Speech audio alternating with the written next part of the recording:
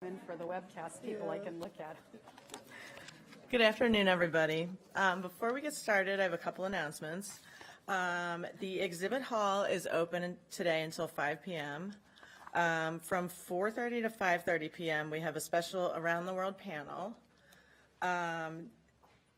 You want to remember, in order to get your CEUs, you need to complete the verification form and get the code at the end of the session and turn it in at the registration desk on the last day. The PowerPoints and handouts are available on the conference website or the Groupio app. And then upon completion of the presentation, if you would give us feedback via the Groupio app. And if you're an ASHA member, watching remotely via webcast, the CEUs are not available through Penn State or Patton. As an attendee of the webcast, you may print a copy of your attendance certificate and submit that certificate to ASHA certification directly for contact maintenance hours. If you are in person here, you're going to submit the bubble sheet per the conference directions prior to leaving. Okay. And now I'm going to introduce our speaker. Dr. Stephanie Peterson. She's a professor and chair at the Department of Psychology at Western Michigan University. Dr. Peterson earned her doctorate in special education from the University of Iowa in 1994. She's taught several courses in behavior analysis and special education at several different universities. Gonzaga University, Utah State, Ohio State, Idaho State, and Western Michigan. She also served as the chair of the Department of Special Ed, School Psychology, and Literacy at Idaho State University. She's the senior co-editor of Education and Treatment of Children and has served on, or currently serves on, the editorial boards of the Journal of Applied Behavior Analysis and Behavior Analysis in Practice, and a few others, it says here. She was also elected to serve as a member of the board of directors for the Behavior Analyst Certification Board, and she recently completed her 3-year term in this role. Her research interests include the assessment and treatment of problem behavior in individuals with developmental disabilities, choice making, and functional communication, and also behavior analysis and education.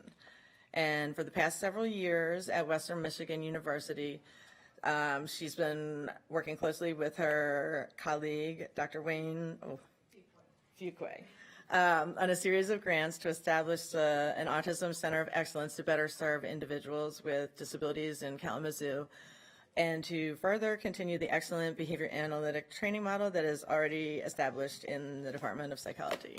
So let's welcome Dr. Stephanie Peterson. Thank you. Can you guys hear me okay with the lapel mic? Okay.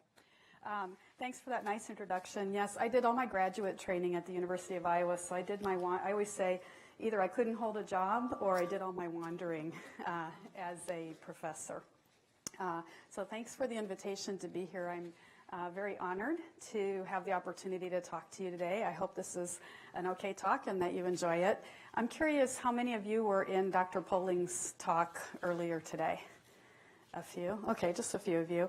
One of the things that people talked about in the discussion when we were having some audience participation at the end was one of the parents started saying, you know, I'm the one who really has to make sure that my child's, all the people who are involved in my child's life are working together and collaborating so that my child gets a good treatment outcome, and that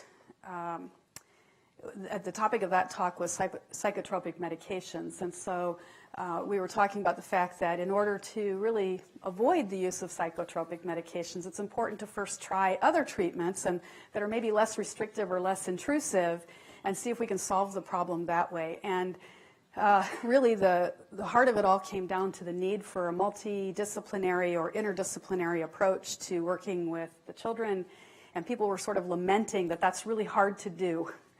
For a lot of reasons. Some of those reasons have to do with billing and people not all being able to bill at the same time. Some of it boils down to time commitments. But I'm willing to bet that also a lot of it comes down to communication skills, interpersonal skills, et cetera, of the professionals involved. So what we're going to talk a little bit about today are some of the strategies that I think are useful for establishing those collaborative relationships, and I framed it in the context of BCBAs working in school settings, but, and we'll come back to this in a moment, I think that what we're going to talk about really pertains to any discipline working with any other discipline. So if you're not a BCBA or a teacher, maybe you're a parent or an SLP or some other discipline, a physician, I think that some of the things we're going to talk about still apply to you working with the other members of that team. So hopefully you'll find it useful. Talks like this always make me a little bit nervous because I'm an academic and I tend to lean toward giving very academic talks. And while this one will include some citations of research literature and citations of best practice literature, it's not a real researchy talk. So that always makes me feel intimidated because I feel like it should be a really researchy talk. But this is going to be a more, let's talk about the soft skills that are involved in collaborating with others a little bit. And before we get into the talk further, I have to do just a little shameless plug, if you don't mind. I think that being the chair of the Department of Psychology at Western, I feel like I owe it to Vince, who apparently gave an announcement yesterday morning about our Jack Michael Fund that we've established. How many of you know who Jack Michael is? Quite a few of you. Awesome. That makes me really happy.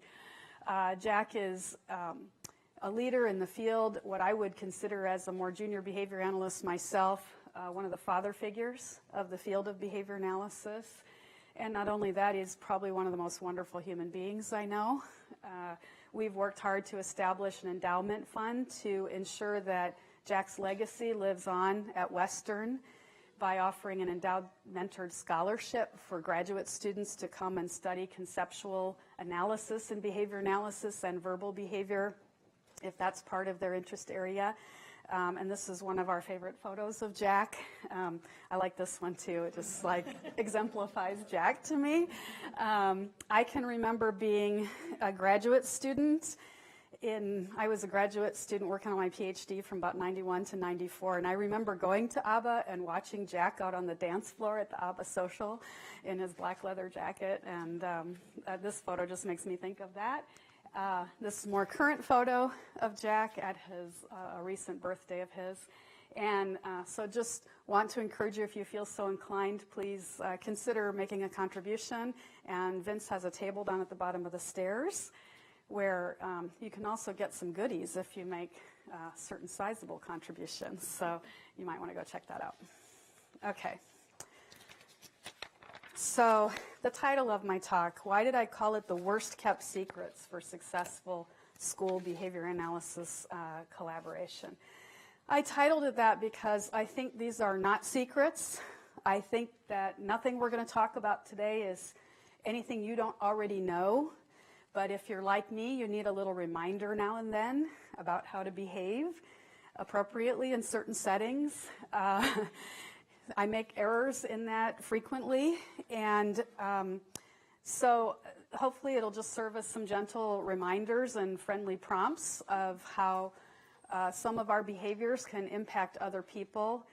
And as I said, I've pulled a lot from literature that my students and I look at when we work on our consulting practice, and I've also pulled a lot from the mistakes that we've made and the successes that we've had, and what things, when we look inward, did we do to contribute to problems that occurred between us and school situations, and there have been plenty of those, so I don't want to stand up here feeling preachy, like I know how to do it right, and we always do it right. We screw up. We mess up relationships. We try to go in and repair them. We're not perfect. So I hope that you find some of this helpful. And 3 hours is a long time to stand up and talk. So, and no audible groans right here. We're going to do some group work, okay? It's after lunch. It's afternoon.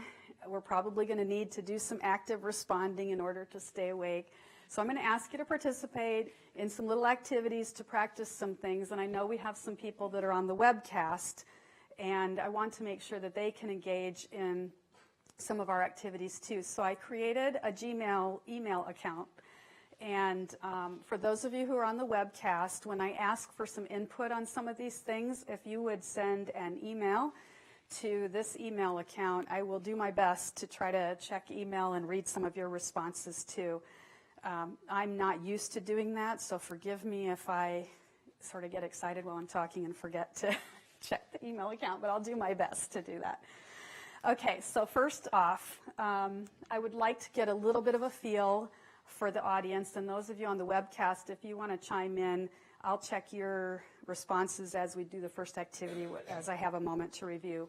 But can I just see a show of hands? How many of you in the audience are BCBAs or consider yourself behavior analyst? Oh, thank you. Okay, because when I wrote the talk, it was like I geared it for BCBAs, and then I got nervous that that's not who the audience would be. So, all right, how many of you are teachers, classroom teachers? Okay, awesome. Are you general ed or special ed teachers? Mostly special ed, okay. School principals or administrators? Okay, like a clinic administrator or? Okay, awesome. And I saw a hand over here too. Behavior services coordinator. Okay, excellent. How about, do we have any OTs, PTs? OT? Okay. Any PTs? SLPs? No? Social workers? Awesome, welcome. Parents, I know I have one. Okay, a few parents, good. All right, anybody that I missed? Aspiring BCBA, sweet, I love that. Okay, anybody other than that? I know I have some university faculty in here.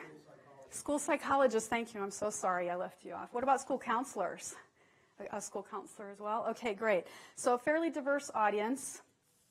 So again, back to my comments at the beginning, hopefully if you're not a BCBA, some of the things we'll talk about will still help you in thinking about your collaborative relationship with the rest of the team. And maybe it'll give you some insights into how BCBAs think too, because I think that's part of the problem sometimes, is that we all have different ways of approaching things. Okay.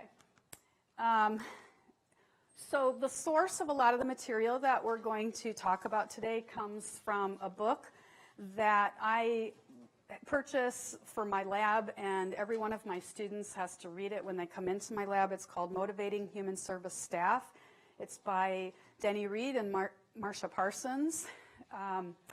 Denny and Marcia work in an institute where they serve adults with developmental disabilities and are primarily working in more of a community mental health type setting, not a school setting.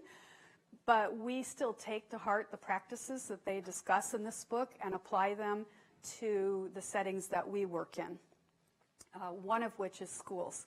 Let me just give you a little background on some of the things that my lab does, because it'll provide just a little bit of context for some of the things we'll talk about today and the examples I'll give. My lab is working in a variety of settings. One is a public school system in Kalamazoo, Michigan, actually in the neighboring town, Portage. We have a behaviors team who works in that setting in elementary through middle school. Occasionally we go up into the high school, but not that often.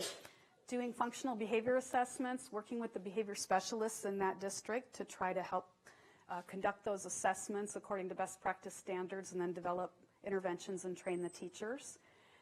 An offshoot of that was one of the children that we were asked to work with was a preschooler who had more significant developmental delays than they were used to working with. And that child, we did a functional analysis, and really part of the issue in that case was that they didn't have very effective programming, instructional programming for that child. So they asked us to help with the instructional programming for that child, which we did. And what grew out of that was, can we have an early childhood team that works just in that early childhood classroom? So I have two teams of students out there. One of them I fund by sort of donating the graduate assistant that the university gives me. I donate that out to the school to do this work, and then the school actually stepped up and funded a second one to supervise the work in the preschool. So we have two teams. They're sort of infiltrating into that school setting, and we're really excited about the work that we're doing there. The other place that we're working in the community is with our community mental health agency. We work in group homes out in our community that serve adults with developmental disabilities who have challenging behavior, and we help them do FBAs. We work closely with the social workers and case managers to get those FBAs done and work to train the staff and monitor how things are going after we train the staff. It started off as just adults with developmental disabilities, and it spread down to children in their homes with their parents, and now it's spreading into adults who are have mental illness diagnoses as well. So we're kind of working in a variety of settings, so we get a lot of practice at trying to collaborate across disciplines, and a lot of it's fun, and sometimes it can be frustrating, but we really enjoy the work we do. And I don't know why things got messed up. Sorry about that. Something's happening between my slides and the projector. But so as we begin this talk, I have a couple of assumptions that I just want to put out there, that what we're going to talk about today are strategies that we tend to use when we're looking at sort of a long-term relationship or long-term collaborative, consultative relationship. So I'm basing this on the assumption that you're going to have ongoing interactions with these people. This is not sort of I come in, I do a consultation gig, and I leave, okay? That's probably a different skill set than what we're going to talk about today. And I'm going to use the word teachers a lot in this talk because it's about BCBA, collaboration with teachers. But I want you to know that I'm using the word teacher really broadly to mean really anybody in that school setting, right? It could be the teacher, it could be the principal, it could be the SLP, it could be the OT, it could be the paraprofessional. So just sort of keep that in mind, that that's a really broad term that I'm going to use. So I want to describe to you this. If I think back on my career as a behavior analyst, which sometimes I get discouraged when I think how long that career's been at this point because it's making me feel old. One of my favorite moments in a sort of consulting role happened it was about 2001, I would guess, around that time period. I had just left Utah State University and took a year that it wasn't really a sabbatical, but I kind of call it my sabbatical year. My husband at that, he wanted to be a principal, and so he accepted a position down in southern Utah to be the principal of a school in a little town called Blanding, Utah. It's right down in the Four Corners area, town of like 2,000 people. And so I'm like, okay, I'm game. I'll move down there with you. Obviously, there's no university down there for me to work. So I accepted a position as a staff developer on a grant project that they had for teaching reading to kids. And I was actually placed at a school on the Navajo Reservation called Montezuma Creek Elementary School. I was one of 3 Caucasian people who worked in that building. Everyone else was Navajo. Every kid in that building was Navajo except for the kids of the other 2 women who worked there who were not Navajo. It was really a special experience. I remember my first week there doing an observation in a first grade classroom and looking out the window, and then like 4 horses just walked up and started grazing in the schoolyard because they didn't have any fences out there. It was pretty cool. But I remember when I worked there, within the first week that I worked there, this isn't her, but this picture I found on the web, because I don't have a picture of Vicki, but Vicki kind of looked like this. Vicki was a teacher in that building. She was a 2nd grade teacher. She was probably 25 years my senior. And she walked into my office and said, "So, you're Dr. Peterson?" It was clear to me that she thought that was kind of a hoity-toity title, and that what did I know, being 25 years younger than her. And she sort of introduced herself, but the vibe was clearly, "You're not going to teach me anything because I've been teaching for a long time, and who do you think you are?" That was kind of the vibe. That was my first interaction with her. And I remember sitting back at my desk and going, wow, that's going to be an interesting context to try to work on reading instruction with her because I had to work with the K through 3 teachers on improving reading instruction. So the grant that I was on, the folks who were running it said we weren't allowed to do any intervention with the teachers until at least January. So some time passed, and in about January, it was about time for me to start going into the classrooms and doing some observations and trying to start working with the teachers on some things.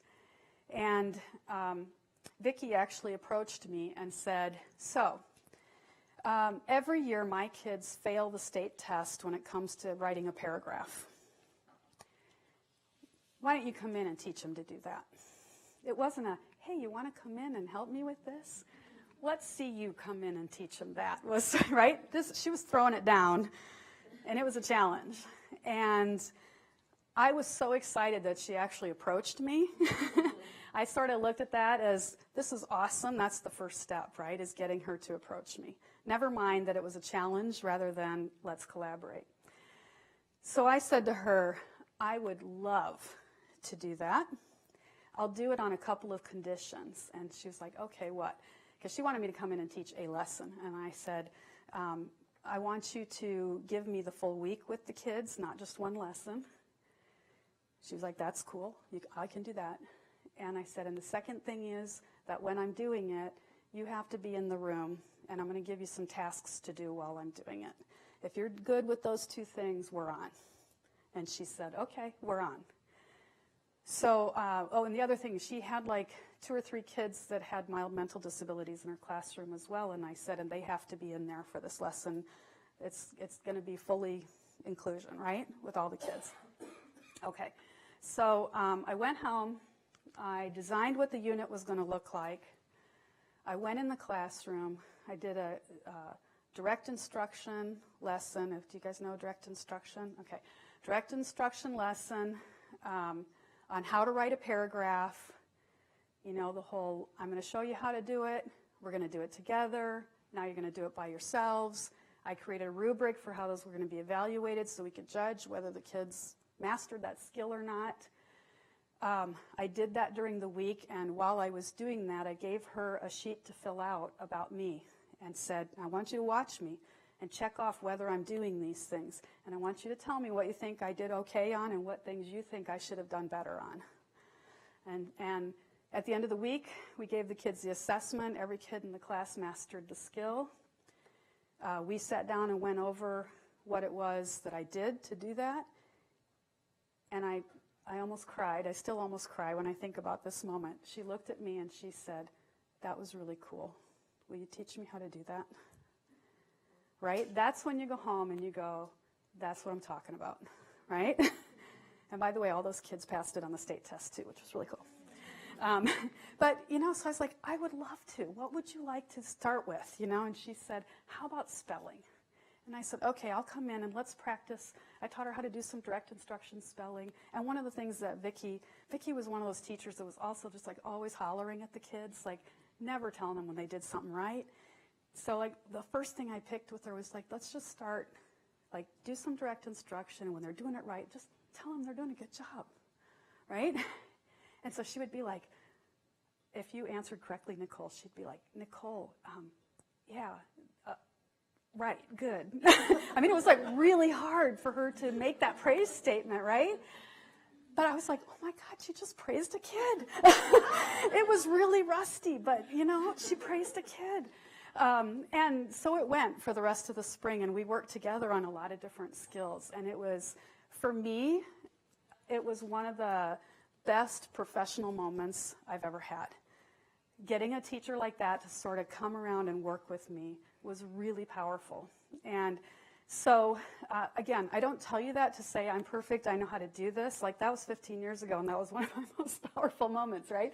I've had some pretty good moments since then, but I've had a lot of screw-ups since then, too. So, but that's what we're going for when we're talking about this, right? That's the kind of thing, every time I think about that moment, I think that's what I want to, you know, sort of hold myself to when I'm doing my consulting. So, Nicole, would you mind giving out those handouts? I've got some handouts for you guys that provide a couple of case examples of teachers that we're going to use as a context for some ongoing problem solving throughout our time together today. And what I'd like you to do as you get this handout, the first part describes two different teachers. One is Sally, the special education teacher, and the other one is Gerald, the general education teacher. I'd like you to take just a moment to read Sally's. Let's just start with Sally. I'd like you to read the description of Sally, and when you're done with that, just turn to the person next to you and identify 2 or 3 key things that if you're going to be consulting with Sally that you think are sort of important for you to keep in mind about her as a teacher and as a professional and as a person, okay? Things that might influence your interactions with her over the course of your consulting time. So I'll give you about 3 or 4 minutes to read that, share a couple things with your partner, and then I'm going to ask you to share some things with the group, okay? So take a few minutes to do that. And those of you who are on the webcast, you should have access to this handout online.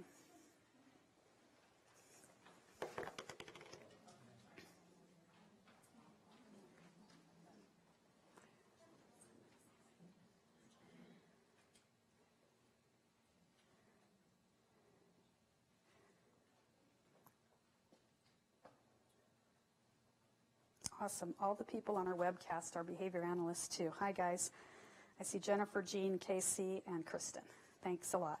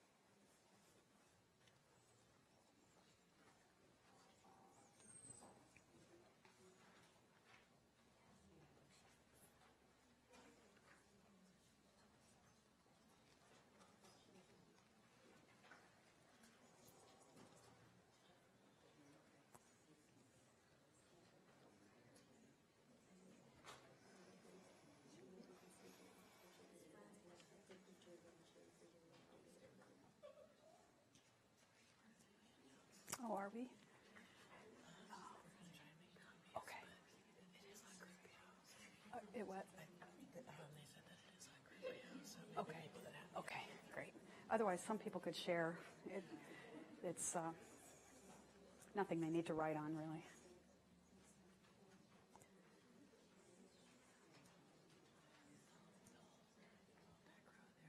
Oh, the whole back row doesn't have any? How many do you think we need back there? Okay.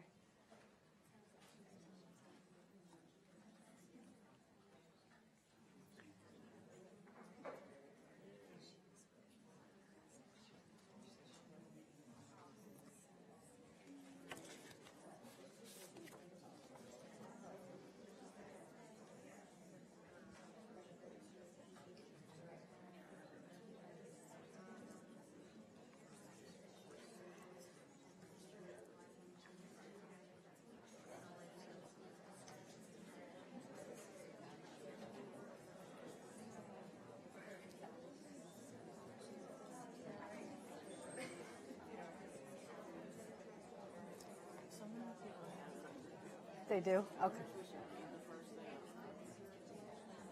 You want me to read it out loud? Okay. Well, I'm thinking I'm going to have people share so they'll be able to have the information through the sharing. Okay.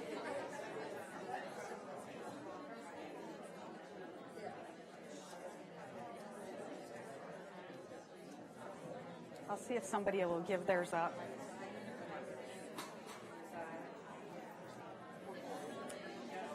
Okay, it sounds like you're all done reading and have had a chance to share. It sounds like the people in the back row didn't get handouts. Are there any folks who would be willing to share a handout between you so they could have one? And then they're making copies. If they bring in more, we can give you back. Okay, thank you. Okay, thanks. You guys want one? Sorry, I'm trying not to. There you go. Okay.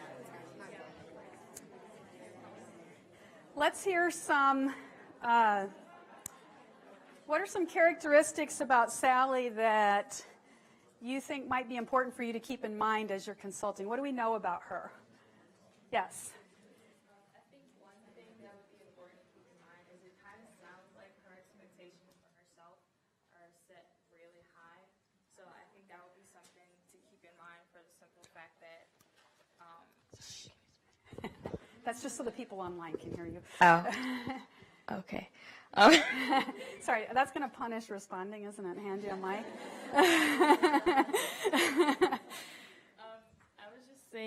I was just saying that I think one thing to keep in mind is that it seems like that she has really high expectations for herself.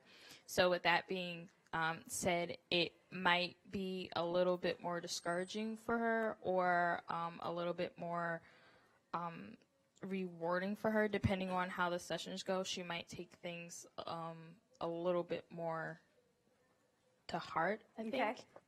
She might be a little sensitive, right? Because she's got pretty high expectations for herself, right? Yes.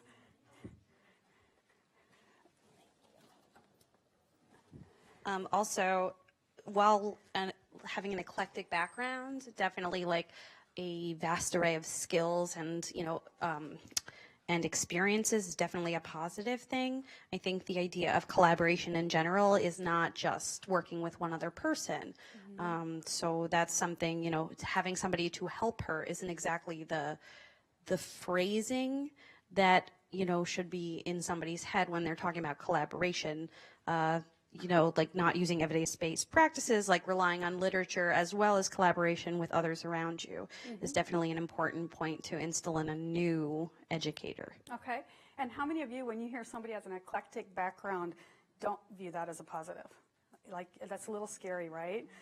You'd rather go, ooh, I want them to have a focus. But having an eclectic background could actually, there could be some things that are really positive about that she may bring to the table that you aren't, like it might complement some of the things you have well. So I really love that you looked at that as a positive.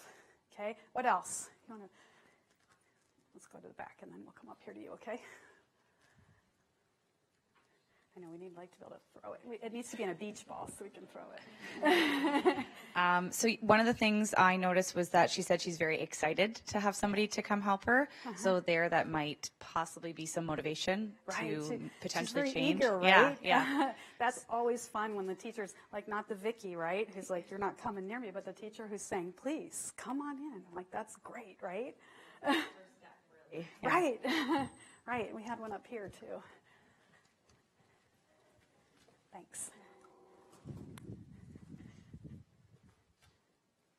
Just that because she wants to look so great, she may be hesitant to ask for help or to admit that she didn't understand, and so you may have to push that along a little bit. Okay, good. Yeah, she might be a little bit nervous, right? Because she's a first-year teacher. That can be very intimidating to have other people in your room watching you when you're not all that confident yet in your skills. I'm going to say that I'm a parent, but the way we approached our IEP meetings was as a team, that we were all here to make sure my son could be successful. So maybe approaching it as a team so that you can be successful for each of those children. So if it means sharing ideas, trying to come up with the best course of educating that child or whatnot, because every one of her kids is going to be different, and you would approach each of them differently or individually. So just that whole coming in as a team and starting from the beginning as a team and not as a, well, this is my job and this is your job. We find that worked well in the school system so far. My kid's only in first grade, so. Well, and sometimes that eclectic background means they have an openness to things that maybe otherwise, if they had a really sort of narrow training, wouldn't be open to. So, yeah, so you guys have hit on a lot of the things that I thought of. She's a first-year teacher, has high expectations for herself, you know, being top of her class. That probably tells you something about her work ethic and what her expectations for herself are. That eclectic approach can be a very beneficial thing in some settings. For those of us who are behavior analysts, her strong belief in sensory integration is something, I know somebody said they were an OT. I know that can be a hot button between behavior analysts and OTs. So I'm always like, sorry to put that out there, but we might as well put it out there and talk about it instead of let it be an elephant in the room, right? So, okay, we know that we're going to have some discussion about that at some point. She's nervous about proving herself to her colleagues, and she's got a fairly heavy caseload with 12 kids who have special needs, and some of them have some severe challenging behavior. So she's got her hands full, right? She's going to be challenged this year. So this is going to be fun to consult with her, right? All right, how about Gerald? Let's take a look at Gerald now. Gerald is our general education teacher. Take a minute to read Gerald's situation, and let's then share some things that we know about Gerald that are going to impact how we interact with him. And just read that and then talk to your neighbor for a second, and then we'll come back together as a group.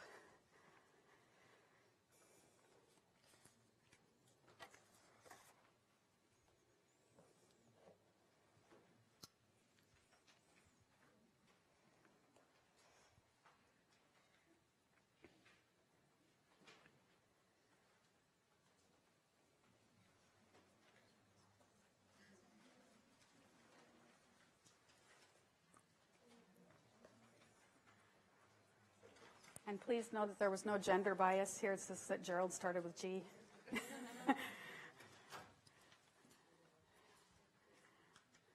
Plus, we had a great photo for Gerald.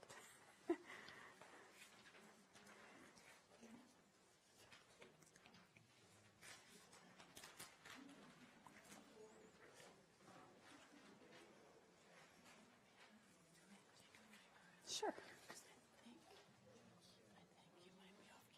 Oh, when I'm doing that? Okay. Okay. I don't know if the camera's movable or not.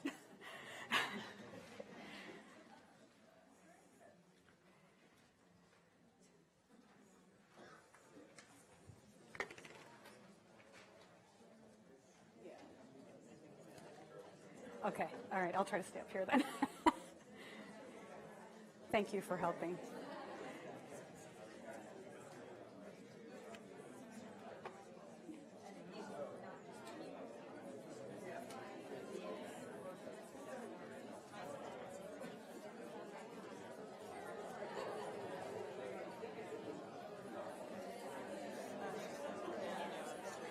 What?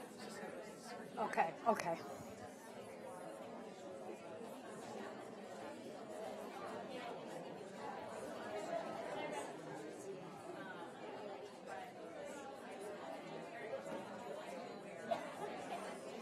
I'm answering the web people. I'm not texting friends, just so you know.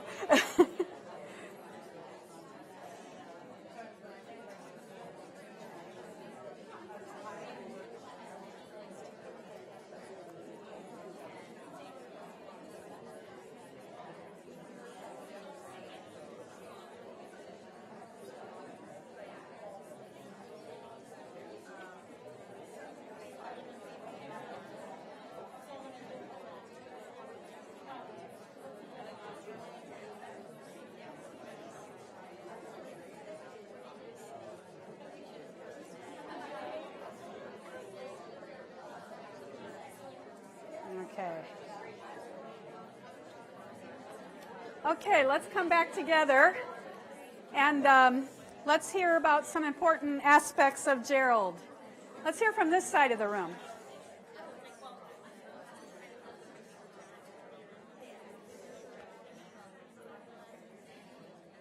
What are some important things to keep in mind about Gerald? What do we know about him? Here we go. I was told I have to stay up here. I'm off camera.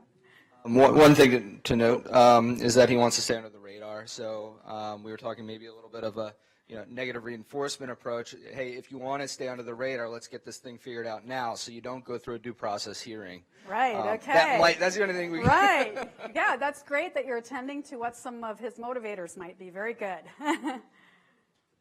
He thinks he's an expert in the field, so he's not likely to want any help in his field. Okay. And probably it's important for us to recognize his expertise too, right? That acknowledged all that experience that he's got. Yes.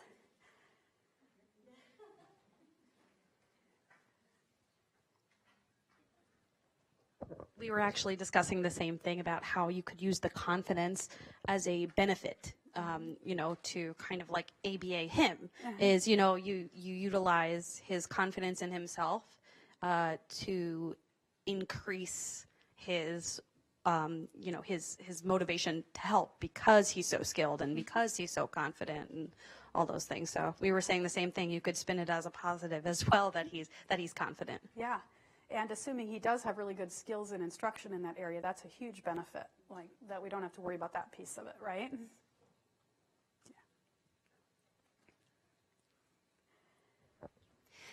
Not necessarily about Gerald, but about the case is that it is a family that is notorious, noteworthy in the front and center in the community, which will also likely bring in a lot of other people and magnifying glasses potentially, other than just Gerald and the people directly involved. Mm-hmm. It's going to be a sensitive case, right? Also, he has like 28 kids in every class, and that's like a lot of students that he has to think about and teach and make sure that he's, doing what his administration is telling him to do and all that. So I think there might be some frustration there with that he feels like he can't deal with right. Other issues. This is a really good point because I think a lot of us who are trained as behavior analysts are trained really to work one-on-one with kids. And a lot of people I know who are behavior analysts have never had to manage a class of 28 kids who are very diverse in their needs and skills and abilities. And sometimes when we ask a teacher to do something, we sort of forget that they have a lot of other responsibilities. So that's a really important thing for us to keep in mind is all of the stuff that's on his shoulders to deal with, not just our kid. Like, we got to be sensitive to that, right?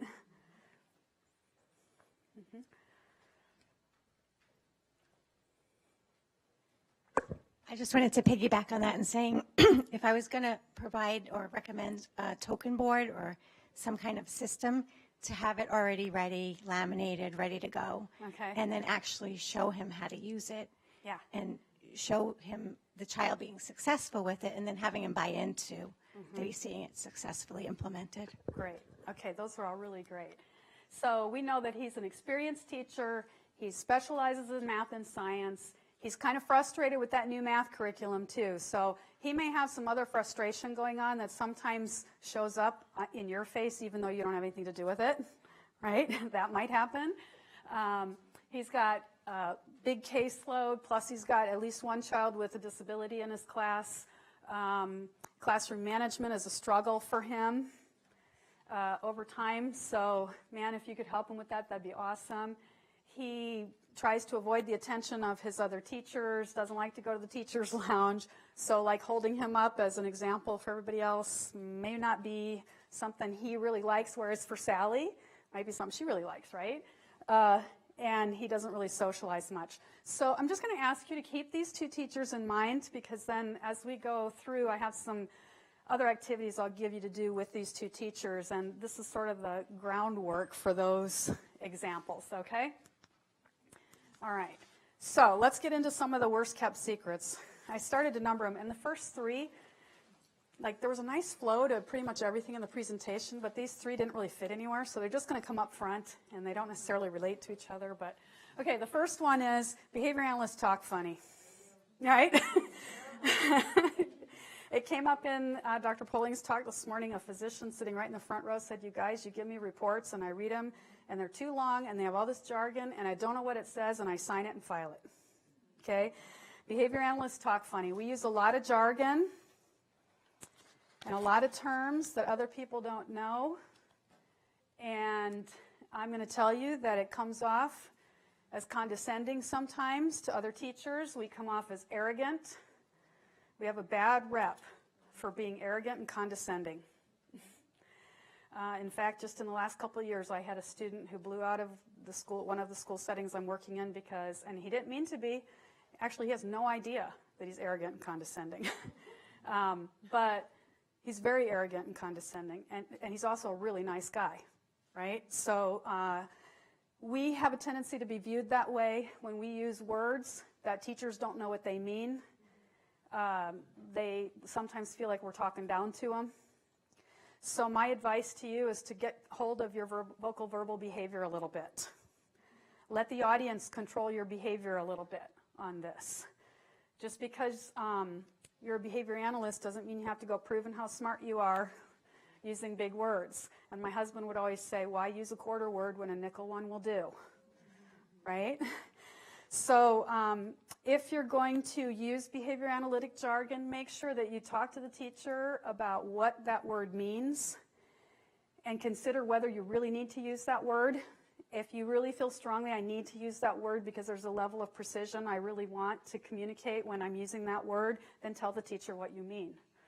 Right? When I say this, this is what I'm talking about, and I'm using that word specifically because, so that they're in on your secret. Okay? So I just put together a little table with, I'm sorry it's not looked this way when I built it. Sorry, it's so tiny. Let's just talk about some words. This is just a few, because on my slide, this was all that would fit. Punishment. Okay, there's one right there. When we say it, we mean any stimulus that when it consistently follows a certain behavior decreases the likelihood of that behavior in the future, right? Just like praise could be a punisher for some kids. Okay, we do not intend any negative connotation by the word punishment other than the fact that it's a stimulus that when applied contingent on a behavior decreases the future probability of that behavior. When anybody else outside of our field hears that word, they think about being mean to kids, yelling at kids, and corporal punishment. That's what they hear when you use the word punishment. So remember how I jokingly said, oh, I'll hand you that mic, that'll punish your raising your hand. We laughed at that. That's funny, right?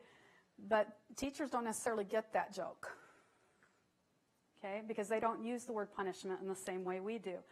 So I avoid that word when I can, unless I explain exactly what I mean by that to a teacher. Reinforcement, equally problematic. Because again, we mean any stimulus that when applied contingent on a behavior increases the future probability of that behavior. It doesn't necessarily mean M&Ms, right? A lot of people, as soon as you say reinforcement, they think, oh, here come the M&Ms. And that's all we mean by it. Or they think you mean token economy, right? If we're going to do reinforcement, we're doing a token economy.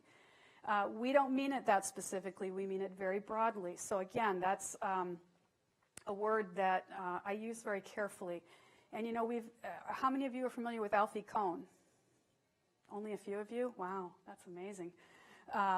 Well, you're all behavior analysts. I guess that shouldn't surprise me. Educators know who Alfie Kohn is. Alfie Kohn is not your friend, okay? Alfie Kohn writes articles called Punished by Rewards. He speaks very loudly to teachers saying that praise and reinforcement are really bad for kids, and we should avoid them. And that's what you can be up against when you're talking with teachers. If you don't know who Alfie Kohn is, you should probably go read his stuff. Please don't buy his books. Go check it out at the library. Don't put any more money in his wallet, okay? Check him out at the library and check it out just because you need to know what others are reading. Stimulus. Okay, stimulus. We mean anything that can be perceived in the environment, right? Teachers are like, huh? What do you mean, stimulus? Manned. What? What do you mean by manned? Vocal verbal response. Okay, I know what you're saying, but why can't you just say word? Right? Like those are some examples of some problematic language that we use that can be challenging for teachers to relate to. Okay, on your handout, you have problem number 1 underneath the description I gave you of the teachers. And problem number 1 is with Sally and how her behavior analyst comes at her with a treatment recommendation. So I'd like you to take a minute to look at that and then talk with your partner. Can you, as you're reading it, could you underline all of the language that you think is problematic? And talk with your partner about another way you could say that might be more teacher friendly.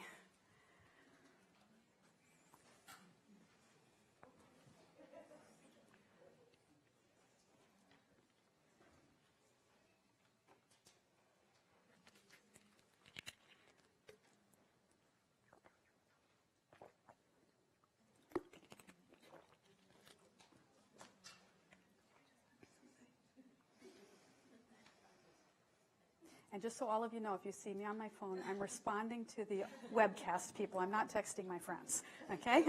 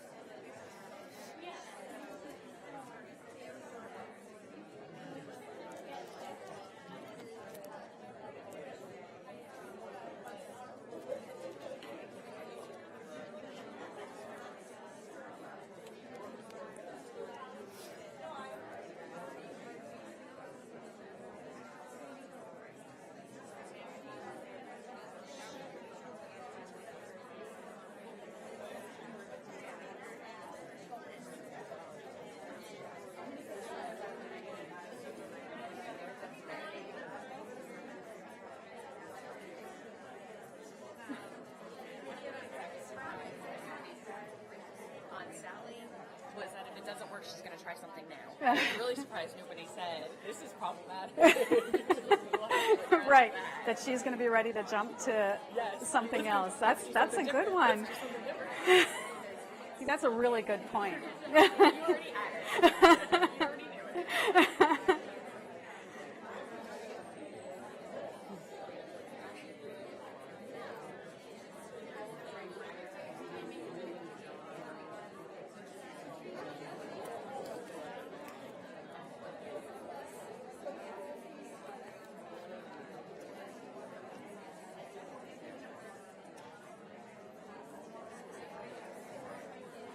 Okay, let's hear what you came up with. Nicole, you're going to get your exercise today. All right. In your group, raise your hand if you can give us one word that you think is problematic in that scenario. Okay, in the back there.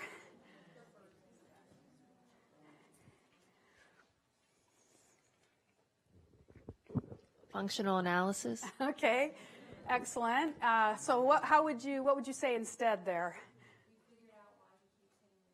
Okay, I did an assessment to try to figure out why he's hitting himself. All right, excellent. Okay, what's another one? Okay, all right, good. Just swap out hit himself instead of self-injury.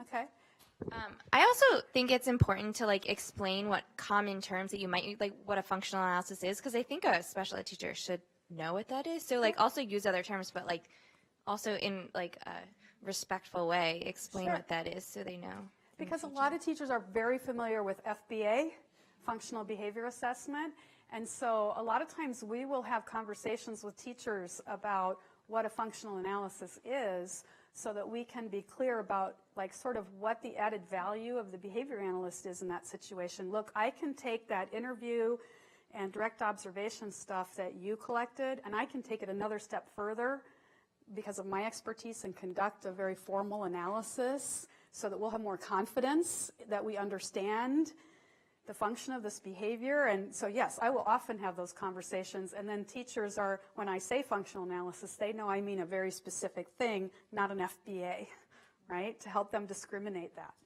I think there was one over here.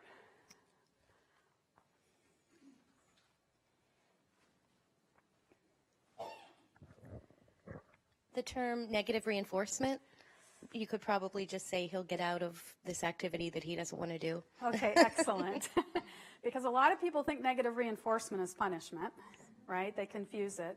So when we use that language, we're probably in treacherous water, okay? Anything else? Up here?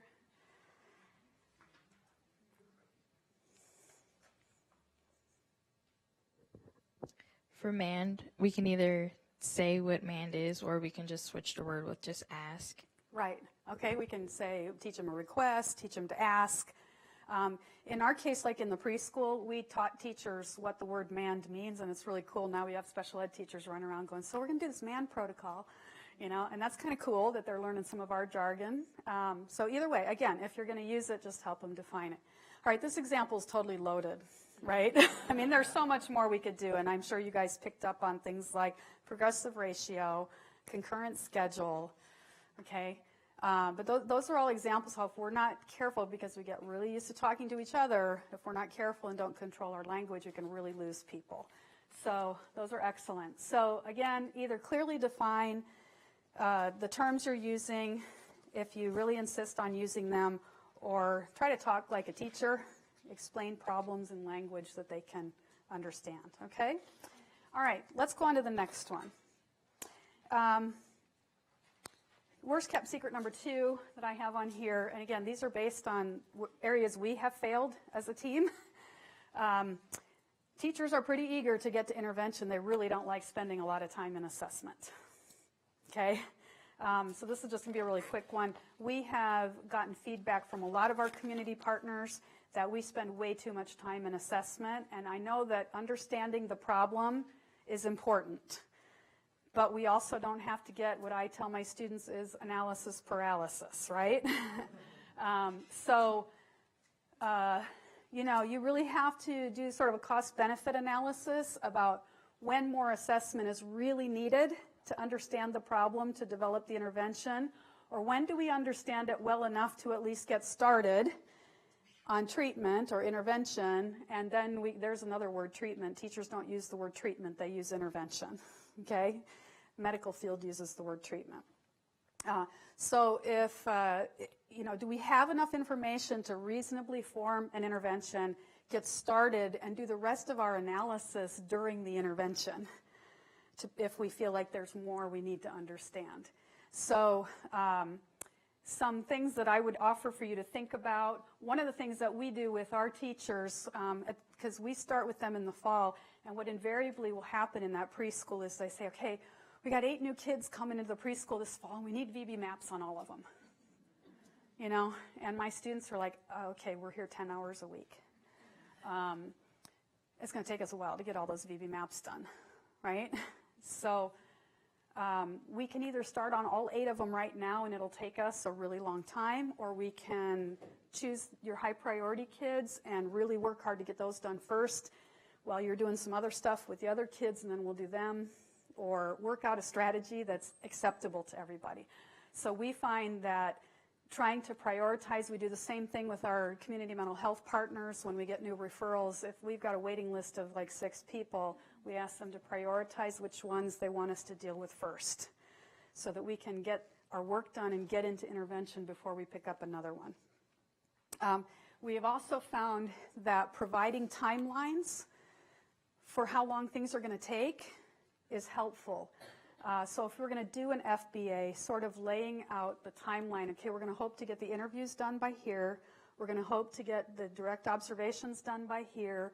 We're going to hope to do the functional analysis here, so that at the start they know, okay, this is going to take 3 weeks. I'm not expecting a report next week, right? Good communication skills there. And then providing frequent updates as you're progressing through that process so that your partners know sort of where you are in the process. And then, of course, avoid that analysis paralysis if you can. All right. Those were the 3 that I felt like we just had to get out of the way before we got into some deeper topics. I want to talk a little bit about motivation. If you go to the Reed and Parsons book, they talk a lot about staff motivation. And so I want to talk about teacher motivation, sort of based on some of the things they talk about in that book. If teachers that we're working with lack in motivation, what are the risks of that? What are the problems associated with lack of motivation? Well, the most important one is that we're probably going to have poor outcomes for the students, right? And that is our chief concern, because that's our client. We may also have unsatisfied teachers with our work if they're not motivated to work well with us. Or they may be unsatisfied in general with their job, right? So let's think for a moment about motivation. And I think when we talk about motivation with our teacher partners, it can be sometimes hard to pinpoint what we mean by that. We just know that they're kind of not doing the things we wish they were doing. So it's kind of a vague definition. And if we have a vague definition, it's sort of hard to figure out what to do about it. So Reed and Parsons talk about motivation in terms of human service provision is working hard and enjoying it. If you want to work hard and you're enjoying it, that is an indication that you're motivated, right? So what I have on here right now is I want to talk a little bit about how we help people work hard and enjoy it. And so let's think about teacher motivation for a second. And I would argue that the next worst kept secret is that most or all teachers went into the field because they really like kids. And they really wanted to do good by kids, right? Even Gerald, right? When he went into the field, it was because he really liked kids. I don't know a single teacher who, if you said, why'd you go into this, they said, because it's really great paying job. You know, they'll joke because I get my summers off, right? They'll joke about that, but we all know teachers don't really get their summers off. If any of you have ever been a teacher, you know that you're in this building a lot in the summer, doing curriculum work, setting up classrooms. I mean, they may get a little, and quite frankly, they're not off in the summer. They're off contract. They're not even being paid. They're unemployed, right? So there's very few people who go into that because it's an easy job that gets the summers off, or because the pay is so incredible. And I don't know what's happening here, but in Michigan, they're even talking about doing away with the retirement benefit that they currently get. Yeah. So they're not motivated by that. They're motivated because they really like kids, and they really want to see kids do well. And I would bet that everyone in this room would say the same thing about themselves. You went into this because you really dig working with kids or individuals with developmental disabilities, and you really dig seeing them do better, right? That's what it's all about. So, but alongside of that, the next worst kept secret to me is that teaching is really hard work. And sometimes it's incredibly thankless. And I think these two secrets are things that sometimes as behavior analysts we forget to acknowledge. We forget to acknowledge that we're all here for the kids, and we all get that, and we forget to acknowledge what hard work teaching is. Only a couple of you said you were teachers. I was a teacher too, and I know that I was on from the minute I walked in that building at 7:30 in the morning I had 15 minutes all day without kids. And my principal would say, that's violating your teaching contract. And I'd say, I know, when are you going to take my kids then? Like, who's going to take my kids? I only have 15 minutes without kids all day because I had 4th and 5th grade and the 2 different schedules, the way they worked. There was only 15 minutes in my day without kids. I didn't get a prep period like all the other teachers got. So you were in high gear all day long, and then you had parent phone calls to make after school. You had IEP meetings. You had IEPs to write. I see teachers nowadays who spend most of their time doing billing and paperwork, and they don't even get to hang out with kids anymore. I had one teacher tell me, I can't remember the last time I touched a kid. Like, all I do is supervise my paras. They do all the fun work with the kids. Okay? It's really hard work. We have a diverse group of students in their classrooms. We're asking teachers to teach anywhere from 12 to 30 kids, some of whom have disabilities, many of whom have challenging behaviors, some who can't read. We've got state tests and pressures on teachers like never before, right? It's a tough job. So let's think about what we know about human service organizations. So the nature of the job, and again, Reed and Parsons write this about working in other human service situations, but I think it all applies to teachers. So let's consider the nature of the job. You're a classroom teacher, and there often is not a really clear definition of what constitutes good teaching or effective teaching. Is it as measured by the state test? Is it as measured by your principal, who might come in once or twice a year and watch you, and you don't even know what he or she is looking for when they come in because nobody has a standardized rubric for what constitutes good teaching? Should it be the high-stake tests? There's disagreement about whether that should be the measure of good teaching. So that's a really confusing situation for teachers to be in, right? And just think about this. If the objectives or what constitutes good teaching is that unclear, how do you ever know if you've met it? And how often do the teachers actually experience reinforcement for meeting an objective? Right? I mean, maybe special ed teachers a little more because you have IEP objectives at least. But I think that the schedule of reinforcement for teachers is incredibly lean, from their administration and from parents and from other peers. It's very lean. So in the absence of not really knowing what constitutes good teaching, people just tend to keep doing what they do, right? Okay, let's talk about the nature of the workforce. Now, in other human service settings, like in the community environments that I work in with community mental health, in most of those group homes, we're working with people who have high school diplomas, probably not college degrees. That's like a different problem, right, in terms of skill level. In schools, we're really fortunate that we're working with college-educated people, many of whom have master's degrees or more. So that's really great that we're working with people who are so well educated.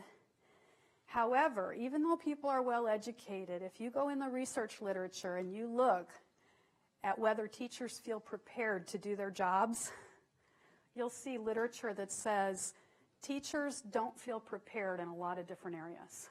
They don't feel like they have adequate preparation to meet kids' mental health needs in the schools. They don't feel that they have adequate preparation to teach early reading skills, or in some cases, they feel adequate in some areas but not others. Like, they feel pretty adequate in teaching, like, here's how to decode words, but they're not very, some express, I don't understand phonemic awareness well enough and some of the early learning skills. Many express that they don't feel prepared at all for classroom management.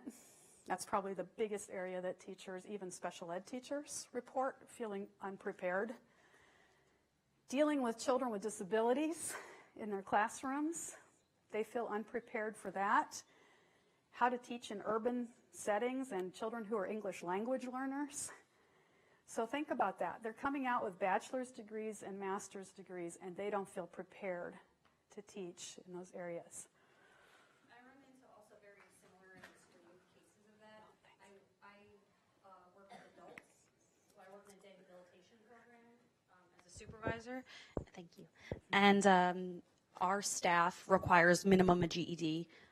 They're often put in to lead these groups, so they're separated into groups of 6 to 8 individuals, which may or may not have comorbid psychiatric conditions, and it's very similar issue-wise, but there's not as many services for adults. So we often find that people, as high as the turnover rate is for this population in general, there's an even higher turnover rate when you work with adults, because people come in as a job, as like an $11.25 an hour job. Yeah, minimum wage. Minimum wage, working with really extreme behaviors, which so much need for it.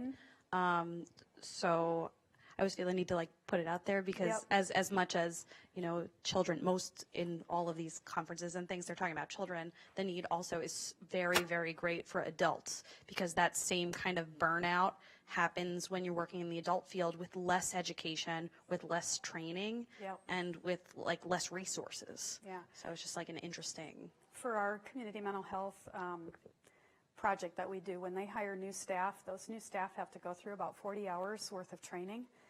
And all of that training is compliance related, right? It's HIPAA, all that. Never are they taught, here's how to interact with a person with a disability, right? So they enter in there with really no skills on how to do that stuff.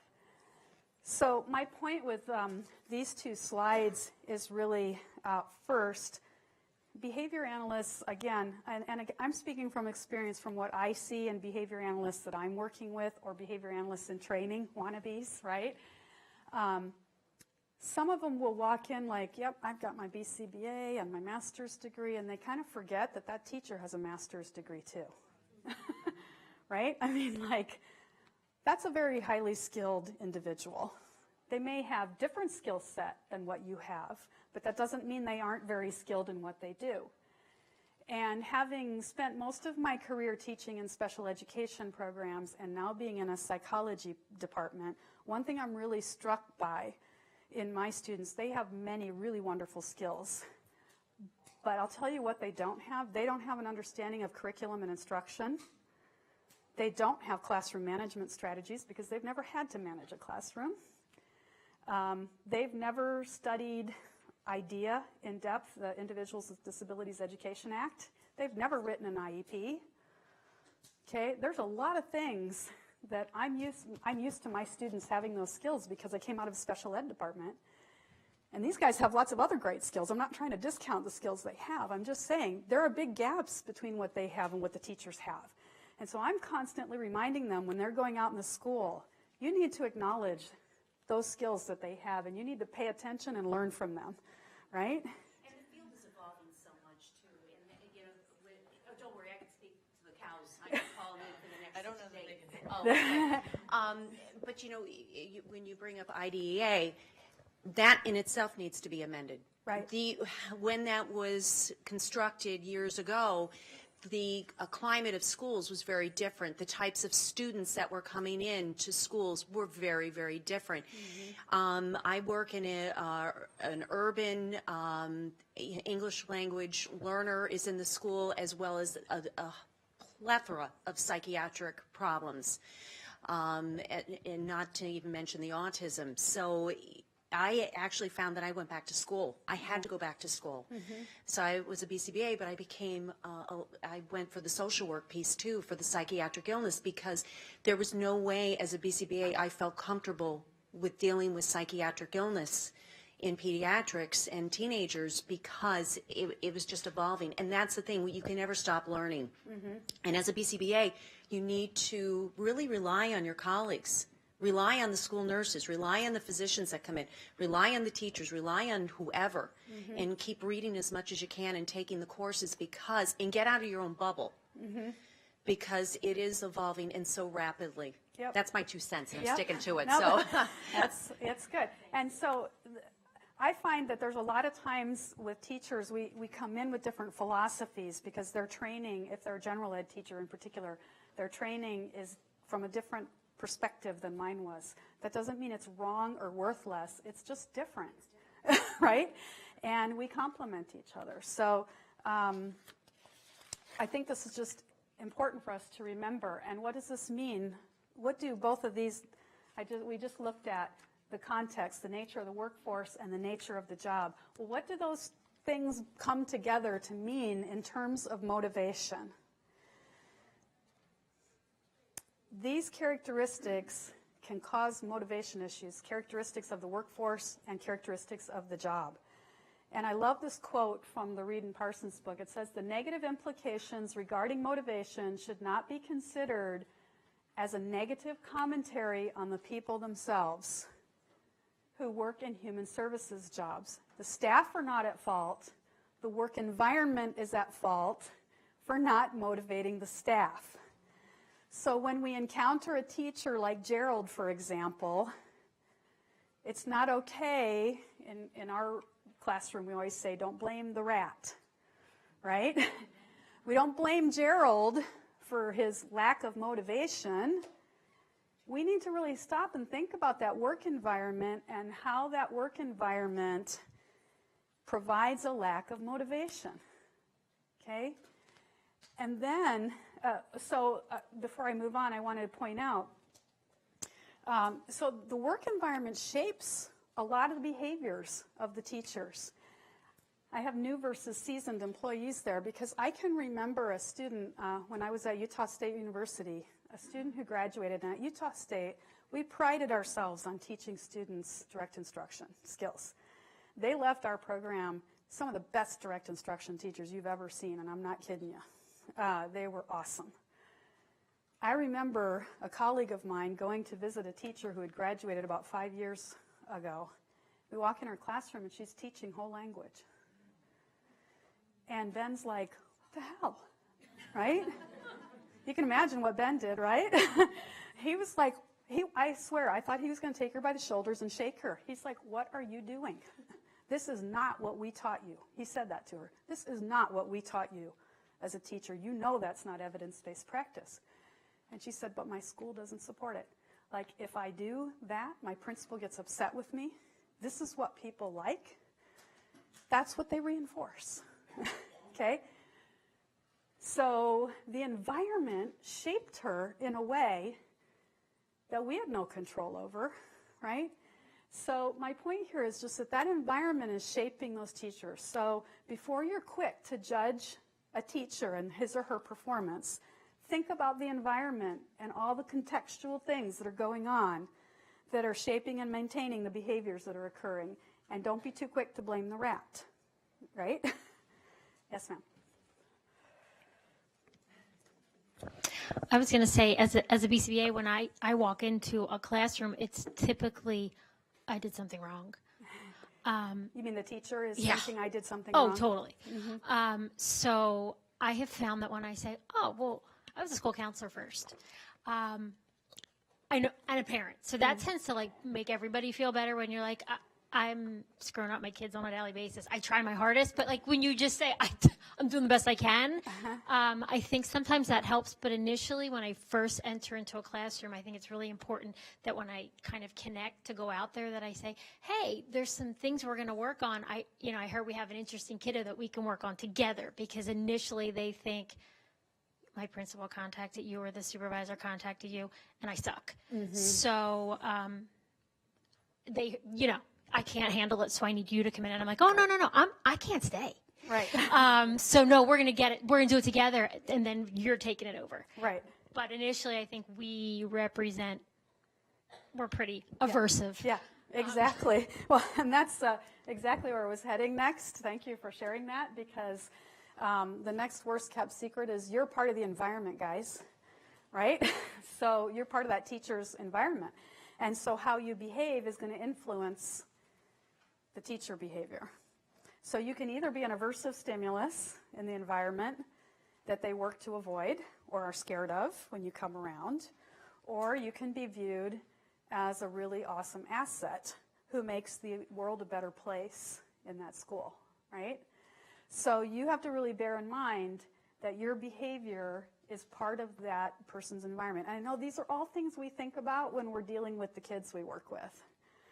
Like I find it easier, and I'm guilty of this, you guys, as a department chair, like every once in a while. Like I get frustrated by things at work. And I'll get frustrated with administrators I have to deal with. And I'm quick to blame those rats for being jerks or whatever. But then I have to stop and think, like, what contingencies is my provost under? And why is he responding that way? I don't like it. And then I have to stop and think, I'm part of his environment. I can either make his environment better or not better. You know, like I have to do that sort of back up and look at it from that perspective. And I think it's really easy to do when we're working with the kids. It's not always easy to do when I'm sitting across the table from a teacher or an SLP or, you know, somebody else in that environment. So I loved this phrase that Pat Fryman said. I think it was in 2015 at Babbitt. He was giving a talk, and he said, this is paraphrasing, I'm not as good as Pat, so I can't remember exactly what he said, but he said something like this: too often we go hard on people and easy on the problem, when what we need to do is go hard on the problem and easy on the people. Like I had to let that one sink in for a while and really think about it. Let's go hard on the problem and easy on the people. And recognize that the people are there to do good work with kids, just like you are. The problem is all the other stuff that's going on in school. Let's go after that instead of going after the people. Okay? So, what's your job as a consultant? Let's go back to that first thing, making sure people are working hard and enjoying it, right? I recognize you're not their supervisor. And in the Reed and Parsons book, they're really looking at it as if you're the supervisor. You're not these people's supervisor, but you are part of the environment. And the things that you do in that environment will help ensure whether teachers are enjoying their job or not. And you can help set up some things to help them work harder. And you know, if they're enjoying it, they'll do more work for you, right? So that's something I try to keep in mind. One of my really good friends, Holly, I'm a quilter on the side. So what I do in my free time. And I first met her at the Quilt Guild in Kalamazoo, and this is just sort of an aside. The first time I met her, I was very new to Kalamazoo. I didn't have any friends yet. And somebody introduced her to me, and I looked at her. I'd lived out west in Utah and Idaho and Washington for quite a while. And I looked at her, I was like, you're a tree hugger, aren't you? And she goes, and she wasn't offended. She goes, how'd you know? I said, I take one look at you, I can tell you're from Oregon. She's like, no, I mean, I literally hug trees. And I'm like, yeah, I know, I can tell by looking at you. Anyway, she's one of my best friends. And she, one of the reasons she's one of my best friends, she's so opposite of me in many ways that we just complement each other really well. And when I'm like exasperated, she'll say to me, Stephanie, everyone's doing the best they can with what they have at this point in time. And I'll be like, okay. So to me, that goes back to this one, right? They're doing the best they can at this point in time with what they have. So how can you give them more, right? If they're doing the best they can you provide training with what they have? Can you think about the reinforcers in the environment at that point in time? Like, what are things you can do to influence those, okay? So we'll take a break in about 5 minutes. Is that cool? All right. So what Reed and Parsons suggest is, and again, you're not part of the management per se, but think about your cases as I'm managing this case. And as I'm managing the case, they suggest adopting an outcome management style. And what they mean by that is to start by specifying the outcomes that are desired for the children that you're working with. That should be pretty easy for all of you because hopefully you're writing behavioral objectives for the kids to work on. So we can write specific objectives for the teachers to help work on together with you. But I think sometimes we forget to do the rest of it. And that is, let's think about what are the specific staff performances that have to happen in order for those objectives to get met. Meaning, what are the behaviors that teacher has to display during the teaching activity? And then there's often more than just that. Like the teacher has to do that, but there's all these other kids, right, that have to be dealt with while the teacher's doing that. So have we thought about what other people need to be doing during that time? What are all the staff behaviors that have to occur in order to meet that objective? How am I then going to monitor those staff performances to make sure they're happening? How will I train staff to do those?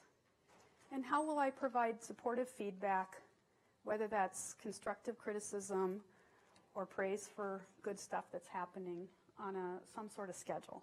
And we're going to talk about those in more detail later.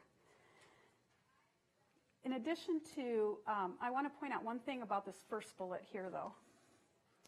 When we specify the outcomes that are desired for the children, and this will be no surprise to you, obviously we should be designing good data collection procedures to document the children's performance, right? Because how will we know all this stuff is working? By the outcomes for the child. So remember, as the behavior analyst, that it's important for you to share those data with the teachers. We recently, with our school project that we had going on in our preschool, we were having some trouble getting along with the teachers. And one of my graduate students turned to the other graduate student and said, "When was the last time you sat down with the teachers with those kids' notebooks and went over the graphs together?" Because the graduate student she was talking to was sort of new to this setting. And that graduate student said, "We've never done that." And she was like, "What?" We used to do that every week. The teachers find looking at the kids' data incredibly reinforcing, because what did we just say? Why are they in it again? For the kids, right? They really like working with kids and like seeing them do better. So what happens when I bring a graph that shows the kid doing better? Highly reinforcing to a lot of teachers. And because then we can also go, wow, you must be doing something right because the kid is doing well. So it gives me an opportunity to provide some really awesome feedback for the teacher performances, right? So frequently sharing data, looking at those graphs together is really important. Also, reflect back to, I said a few slides ago here, nature of the job. Remember how we said there's pretty ambiguous determinations about teacher performance? Like teachers don't know what constitutes good teaching.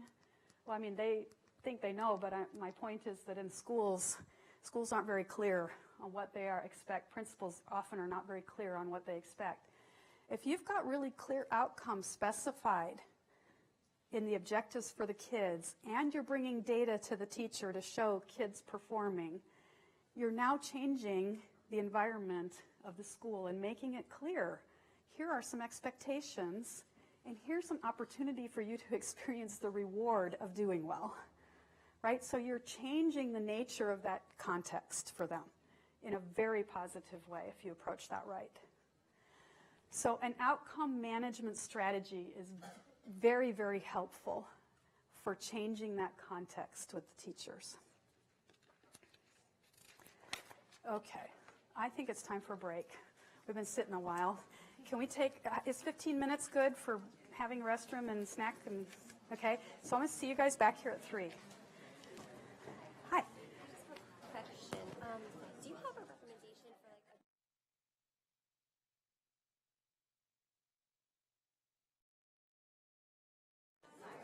Okay, welcome back, everybody. We tried turning the air down a little, so hopefully it's not. I was freezing up here too, but I thought maybe it was just me because I was getting sweaty and worked up, you know. Okay. All right, well, we left off talking about outcome management strategy. I also want to talk a little bit now about if we all agree that a primary component of your job as the consultant is to help make the environment more motivating for the teachers, then let's talk about what are some specific things we could do as the behavior analyst on a case to make that environment more enjoyable and motivating. And I think all of us are hopefully somewhat skilled on doing preference assessments if we are board certified. So one thing you can think about doing is just sort of on a human level, thinking about, what does the teacher like? Are there ways that you could conduct sort of naturalistic preference assessments to identify things that teacher might find reinforcing? When we do our work out in the schools, my students will spend time before or after school sort of lightly socializing with the teachers a little bit, building rapport, and they try to pay attention to what are the things that the teachers like to do in their free time, what are the things they talk about when they're socializing. They pay attention to the classroom and photos that are on the teacher's desk, what kind of pens the teacher seems to like to use, decor, or sometimes they even just ask the teachers, tell me about some things that you like, so that they can get a sense of what things might function as rewards or reinforcers for those teachers. So a lot of times it's just a matter of paying attention when you're interacting with those teachers.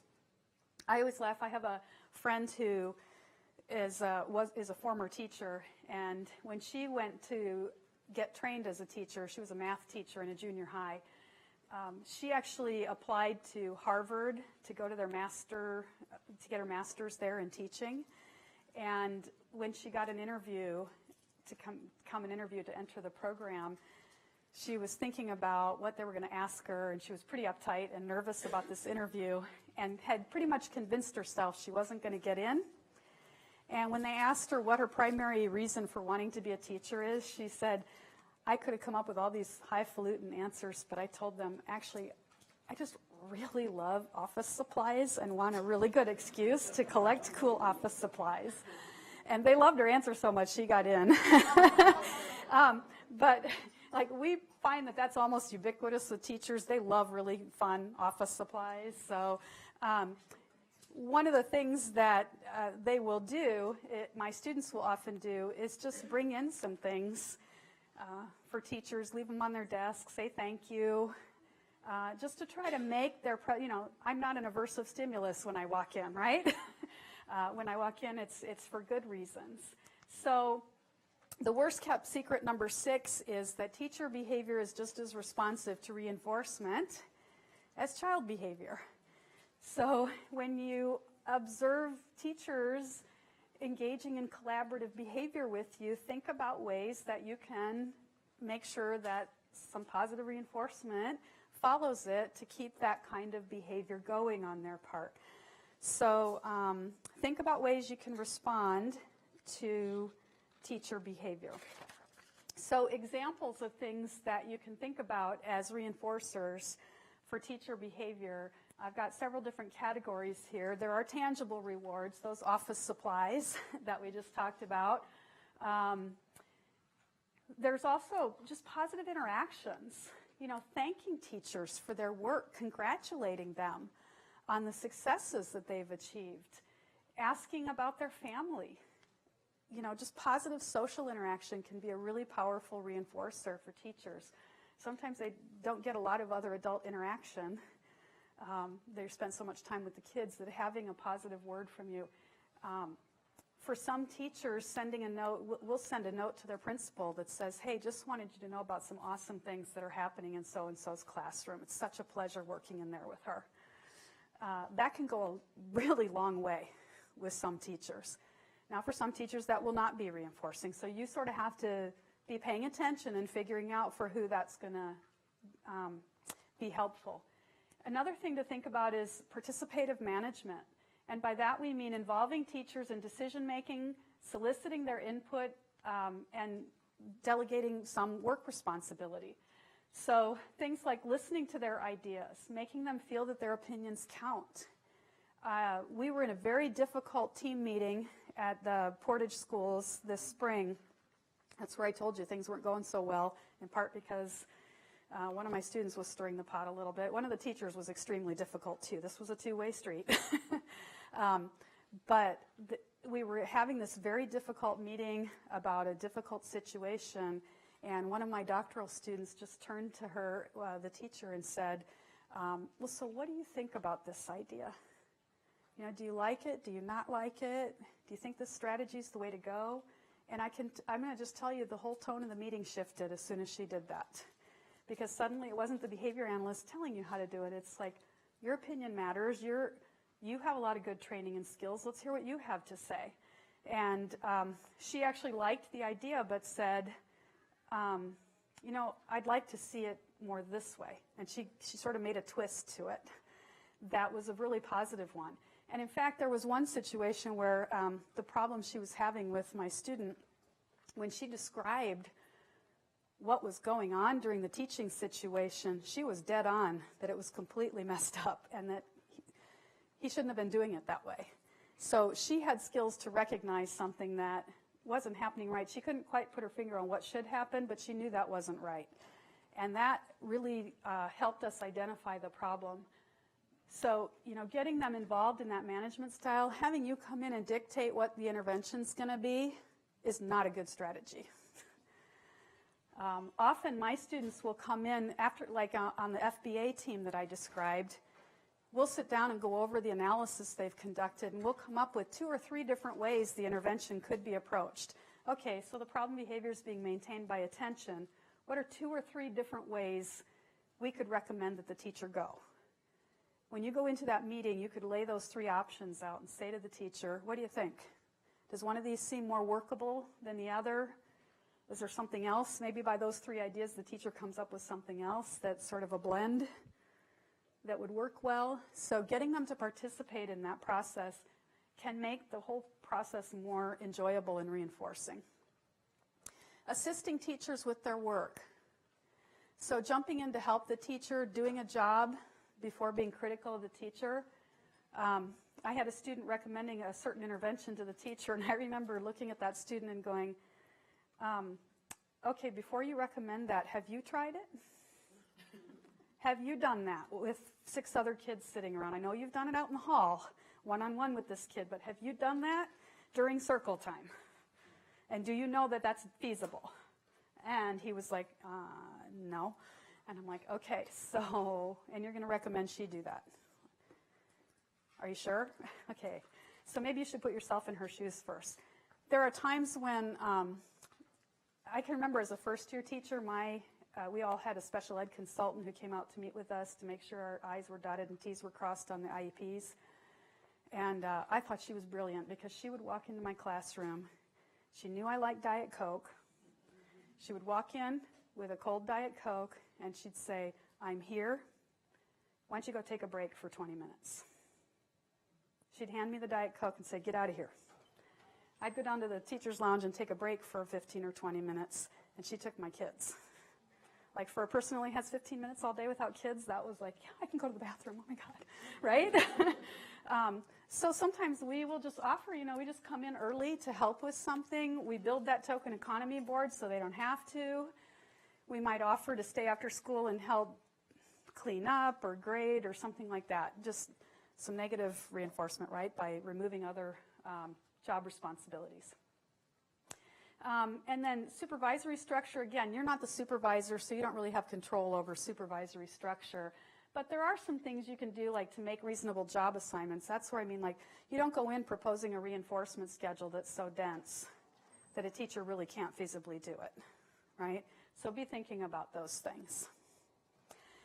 So I'd like you to take just a couple minutes now and look at our 2 case examples.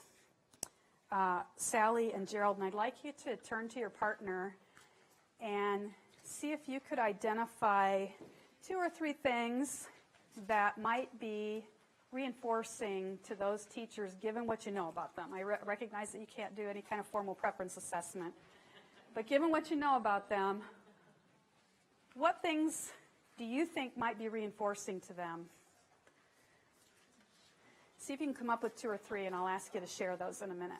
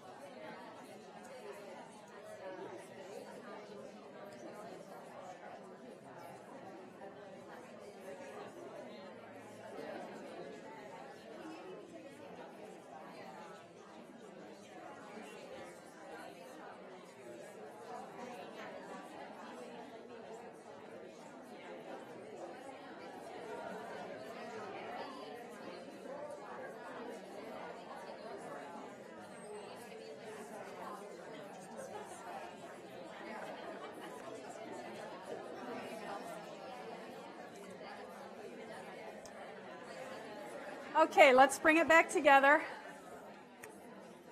For those of you on the webcast, I see your emails. I'll respond to them afterward. I'm not ignoring them. Okay, so we've got, how about, let's start with Sally. What are some things that might be good reinforcers for Sally?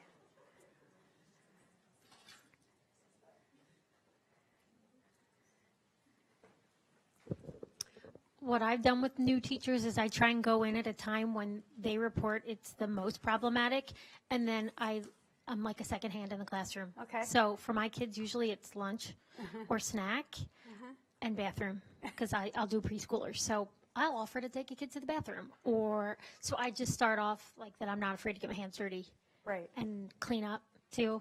That Okay. tends to be a time, and so when they're nervous about you coming, I think, and then they're thinking of all the things that they think you're watching them. When they forget if you're involved, they tend to forget that you're watching them and helping. So, and then it doesn't always go perfect for you because you're a new person, or the kids love having an extra person in the room, and so it just kind of takes the pressure off of her, and then they tend to open up. Yep, that's great. And I noticed one of the webcast people said, like, make sure to check your ego at the door.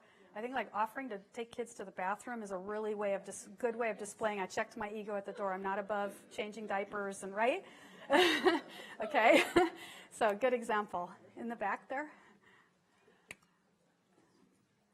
I think the gal in the long brown hair, you had, yes, you. I think you had your hand up earlier.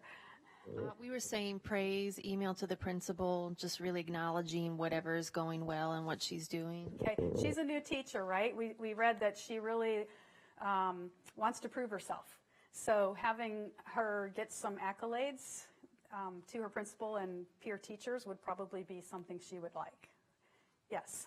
I also was going to say being sure to praise effort, not just outcome. Okay. It takes a while to change behavior, and so when we're looking for things to praise, sometimes it's way to not roll your eyes even though you wanted to. Yeah. Pick up the pencil. I mean, in the same way we do with our kiddos, that parallel process of look for anything to praise because it might take some time. Okay, so sometimes behaviors take a while to change, so praise the teacher behaviors that are helping it along the way, right? Even if we haven't seen the outcome yet. Yeah, okay, good one.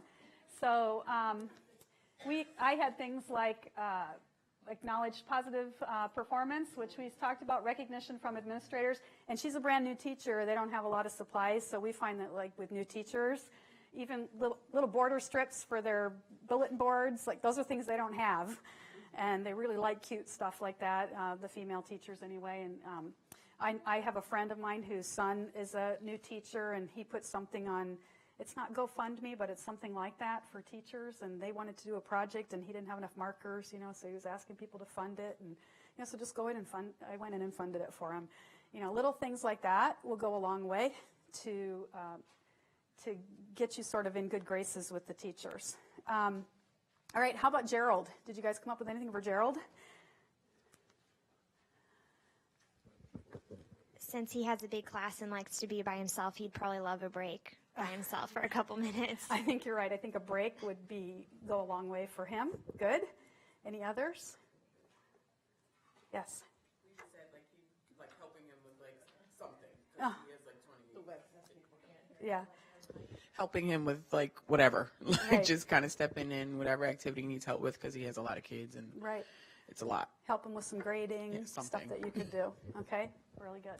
Okay, so he's probably going to also like a more self-directed program and something with more independence rather than having you hover too much. So thinking about that participatory management style and having him sort of select interventions and maybe let him run with it a little bit more. Then with Sally, you might do a little more hand-holding, right? So those might be helpful. Now, these all don't have to be contingent on behavior.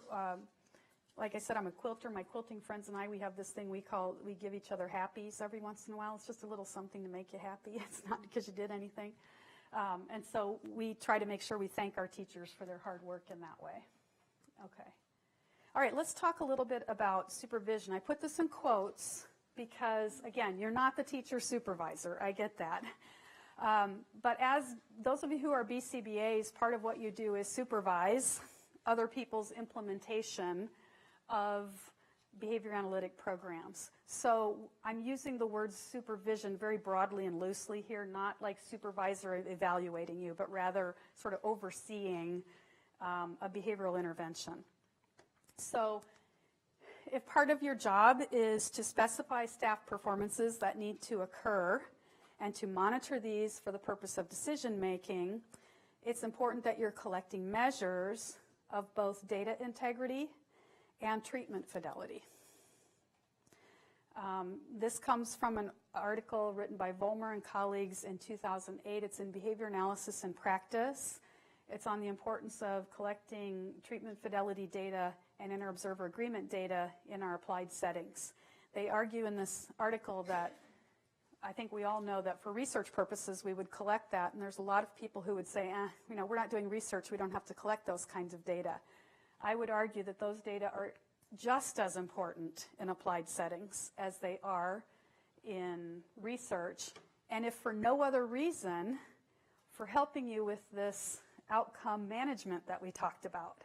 If you're not collecting these kinds of data, then it makes it harder for you to provide feedback to the teacher unless there's a problem, right? Then you're only coming in when there's a problem. If you're collecting these things on an ongoing basis, then I'm not the lady who comes in every time they're having a problem in the classroom, right? So these are just great opportunities for you to anticipate problems and head them off at the pass, or catch them very early before they're big problems that create a difficult situation to solve. So we tend to do inter-observer agreement checks with teachers. So sometimes when the teacher is running the program that we've recommended, we're collecting data both on her performance of implementation, and we're collecting data on the child performance so we can compare how our data compares to hers. If she's, usually this is when they're doing instructional programs and they're taking trial by trial data. We want to compare if they're matching up. But it goes both ways. When my students or I'm in there running the program, we ask her to do it on us as well. Okay, so they are collecting data on us, which I think helps to decrease the sort of I'm lording over you kind of attitude. And oftentimes those teachers give us great suggestions for things that work well with those kids outside of our sessions that might help us during the session. So it's a great opportunity for partnering together. Okay, so number 7. What time? We're done at what, 4:15? Right? Okay. I only have 12, so I got to pace myself. All right, teachers, I should say teacher behavior, not teachers, but teacher behavior is just as susceptible to punishment as children's behavior. Okay? I think we've mentioned it already that supervisors themselves or behavior analysts themselves can be a bad thing or an aversive thing in the teacher's environment. And there are many things we as behavior analysts do sometimes to condition ourselves as an aversive stimulus. So what would be some consequences that we should be on the lookout for where we could be functioning as a punisher in that environment? So we may have negative interactions with a teacher, and those could be vocal or written interactions. So criticizing their work, degrading the teacher publicly, talking down to the teachers. We've sort of addressed some of that. One thing I want to point out is whenever we're going to have a conversation with a teacher about something that's not going well, that doesn't happen in front of the teacher's aide or the other teacher from across the hall. That's a very private conversation because we don't want that teacher to be defaced, if you will, in front of his or her colleagues. So we're very careful about where those conversations happen. We try not to avoid super critical interactions, but every once in a while, there are interactions that you have that are not always the most positive. Again, the authoritative management is something to avoid, so actions that exclude teachers from decision-making or withholding information. That situation I described before where the student wasn't sharing the graphs with the teacher, like that's withholding really important information.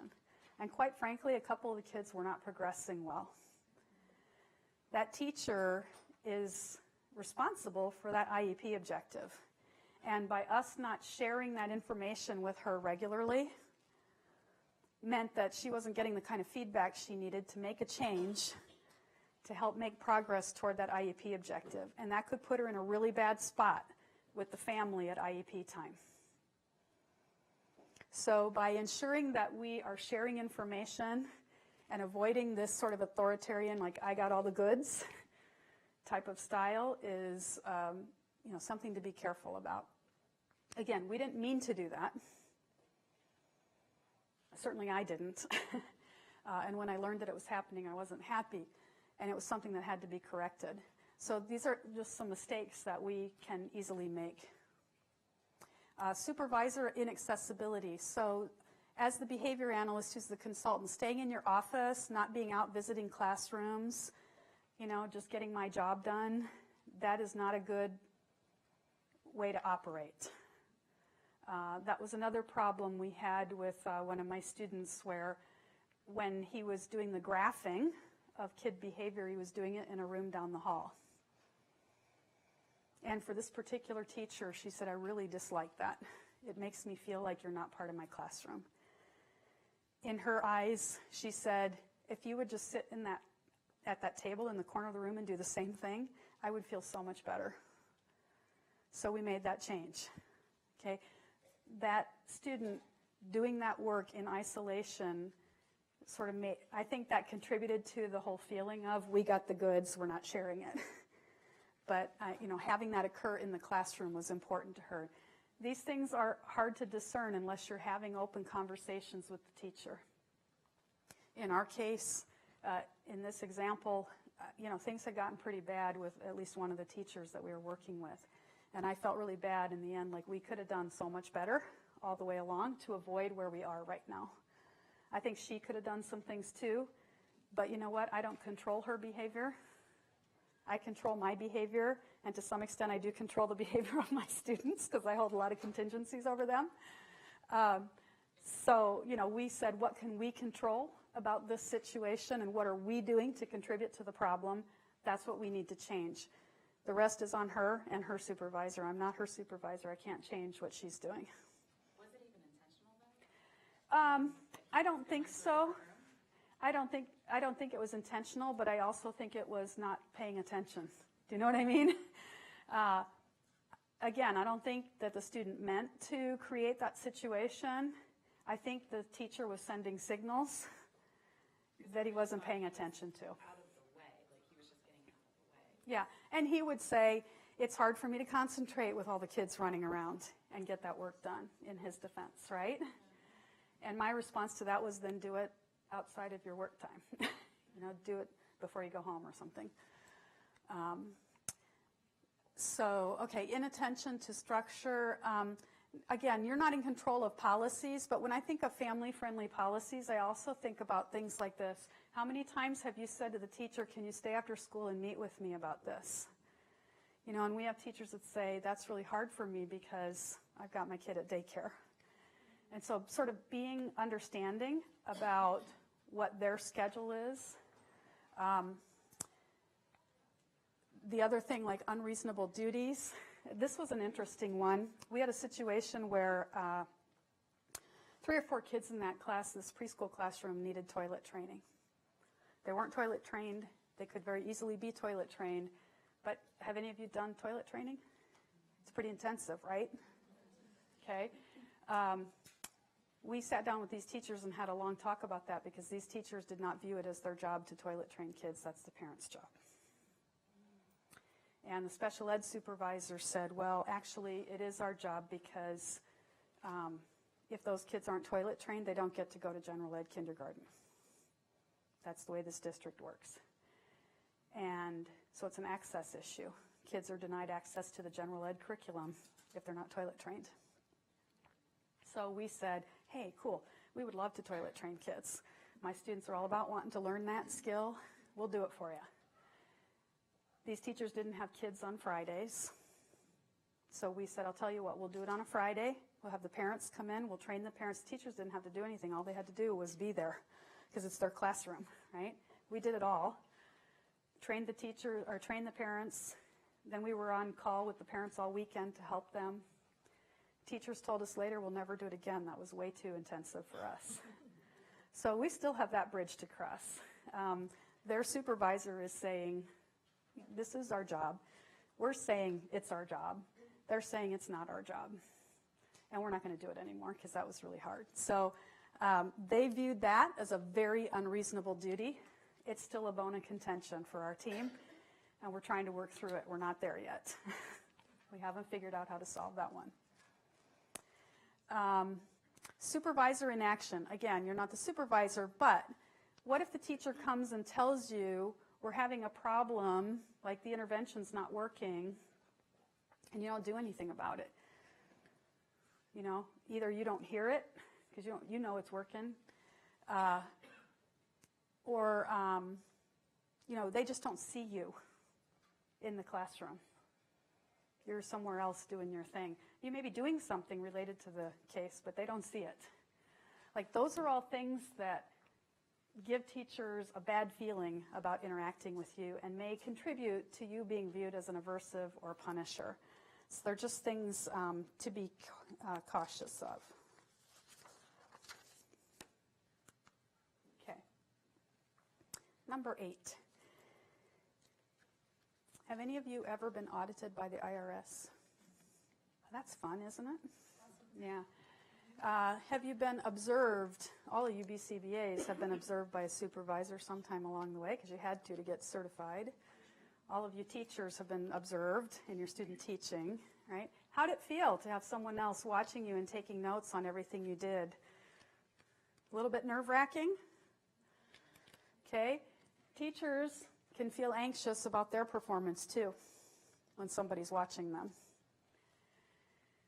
So evaluation and monitoring can create a very aversive context for many teachers. It's especially true when it's not transparent what that process is about. So for example, as a behavior analyst, when you say, I'd like to come in and observe as part of my FBA and take some data, and they don't know what you're taking data on, when you're coming, what exactly you're looking for, whether they're going to get feedback from you, are you there to judge me? Like, what exactly is the role? All of that can create a lot of anxiety for teachers who you're just establishing a relationship with. You know, the ones you've worked with a little, they'll be a lot easier to deal with on this.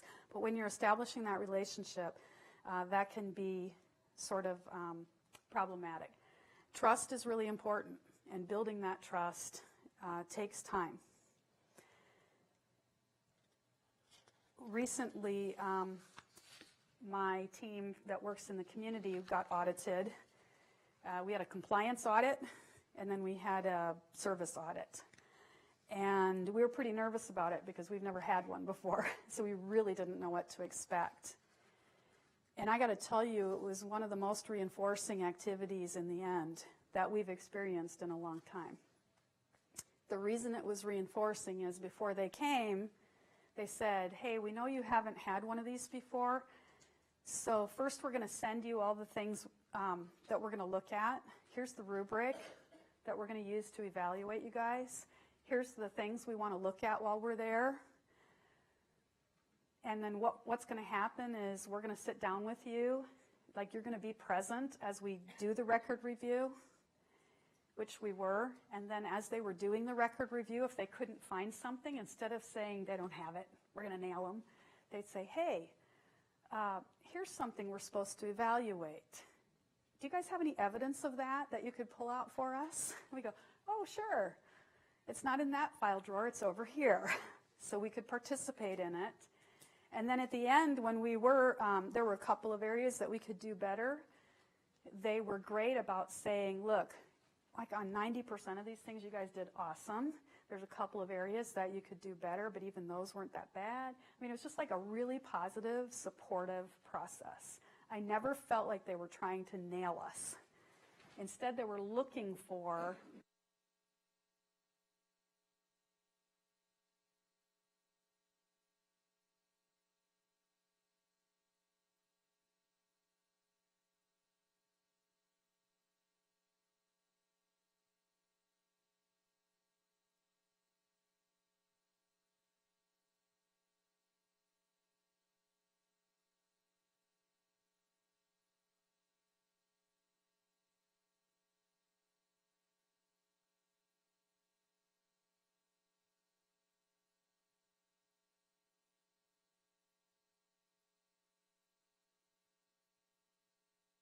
Does this one work?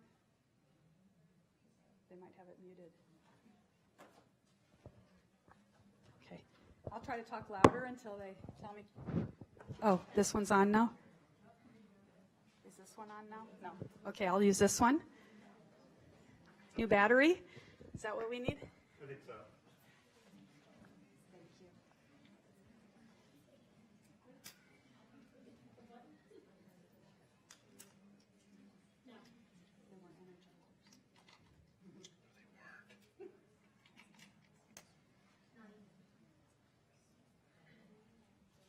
Okay, can you hear me now? No? Can you hear me now? No. Yeah? Hello? That's true. That one. Or from this one, yeah. Should I just use this one? Okay. I'll use this one, thanks. That's okay. All right. So anyway, that was a really good learning opportunity for me to experience firsthand maybe what some other people we work with experience when we come in on the other side of that. Okay, so sort of the tip here is that when you're working with teachers, they should, if you're coming in to observe, for example, you've got intervention in place, and the reason you're coming in is to observe whether they're doing the intervention, you should be transparent about that and make it clear to them. That's what I'm here to observe. I wouldn't be coming in trying to say, I just want to see how Joey's doing. That's not what you're there for. I mean, it is kinda, but not really, right? You're there to see whether the intervention is being implemented. So be very transparent about that. Give advance notice that you are going to be coming in and doing that so that they know to expect it. Okay, so some other things that we do these are things that we do sort of at the initiation of the relationship with teachers that seems to help a little bit. We try to get to know the teachers we're going to be working with, and we really try to ask them questions about their students, what kind of supports they're getting now. We really are trying to seek to understand the entire context, not to be too focused on the one kid that we're there to work with, because remember, that kid and that teacher are operating in a larger context. Okay, so try to understand that whole context. We do some indirect assessment to identify like what kids are struggling, who's been working with those children before, who's been working with that teacher before, how's that collaboration gone? Did it end positively or negatively? Why do you think it might be important to understand these things? Yeah. For me, there's a revolving door. Nobody's stuck it out long enough to make a difference. Okay, so if they've had a lot of people coming in and they're leaving quickly, like they might not think you're there for the long haul because their history is people come and go, right?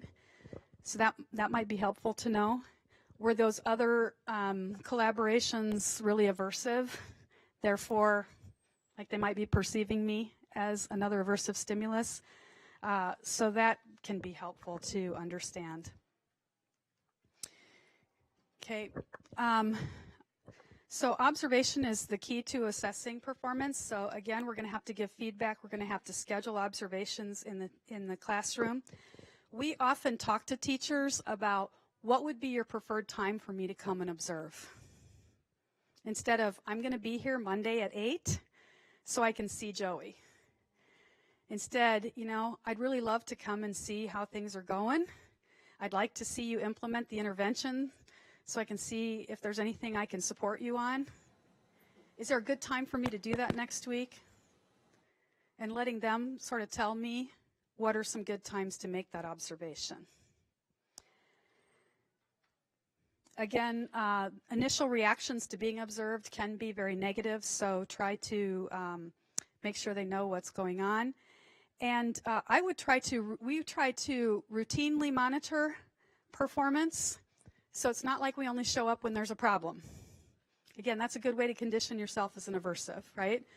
So we try to come in frequently and observe when things are going well, because that creates an opportunity for us to say some really nice things to the teacher, and we want to do that. We also try to make sure everything we're looking at is specific and measurable and observable, because it depersonalizes things. It's not like, you know, oh, you're a great teacher. No, these are the things you're doing that are awesome. Okay? Because then if there is something we have to correct, it's not like then you're not a great person. No, there's some behaviors we could work on together.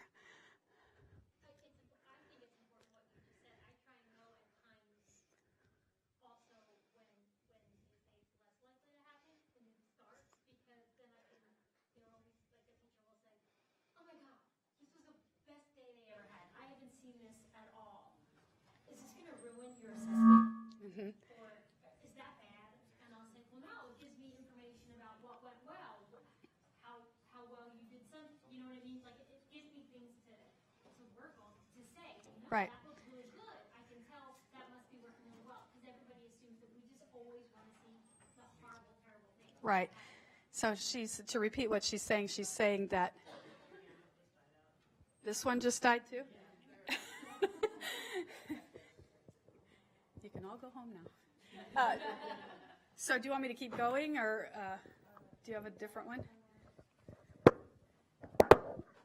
That one's on? Hello? Yes? Okay. Woohoo! Okay. So what she said is sometimes teachers will initially want you to come and watch when it's something good that's like a good time in the classroom. And that can be a good way to build trust too, right? To come and see when things are good. And yes, there is value to the behavior analyst to see how things work when it's going well. First of all, it lets you see what the kid can do, and it lets you see what the teacher can do. So there's a lot of value in that. That's good. And I think this one goes without saying, but for some reason I think it has to be said, because I don't think it always happens. Be nice. Right? Be nice when you're out there monitoring. What does that mean? It means you come in and you're pleasant. You say hello. You might ask how the teacher's family's doing.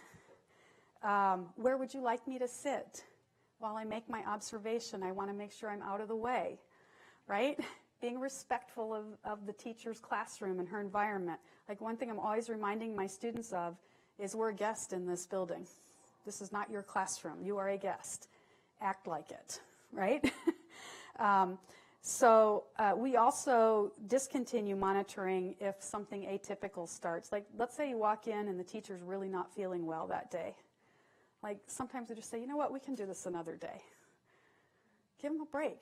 They don't feel well. They're not going to be at their optimal performance anyway.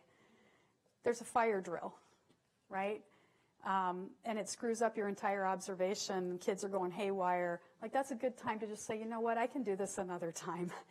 I don't need to collect data on how haywire your kids are going right now, because I know that's going to make you feel really bad about things, and it's not typical anyway. So, you know, we'll do it another time. So I always say, put yourself in their shoes. Like I said, we actually have them monitor us as well. So maybe there's times when you say, do you mind if I give it a try? And you run the intervention and have the teacher collect some data on you or on the kid, so that you're sort of in their shoes and they see that you're willing to walk in their shoes on that. So we do that. All right. Let's go on to training. So, yes. Oh. About the previous slide. This one? The atypical yes. days of observation. What about when a sub teacher? What do we do with those days? Are they helpful? Do we toss it out? Do we include it? Well, I think, so the question is, what happens when you have a sub? Is it worth collecting data on those days, or do you just throw it out? I think it kind of depends on your question. Like if your question is, how does the child perform under typical circumstances, then that's probably not valuable data. But if you're having questions about whether the child can adapt to change, generalized behavior to a new context, that is very helpful information. So I think you have to ask yourself, of what value would that have? And if there's a lot of value, I'm going to do it, if it's okay with that sub. And if there's not, maybe I just let it go for the day. Okay. My next worst kept secret is most people really want to do a good job.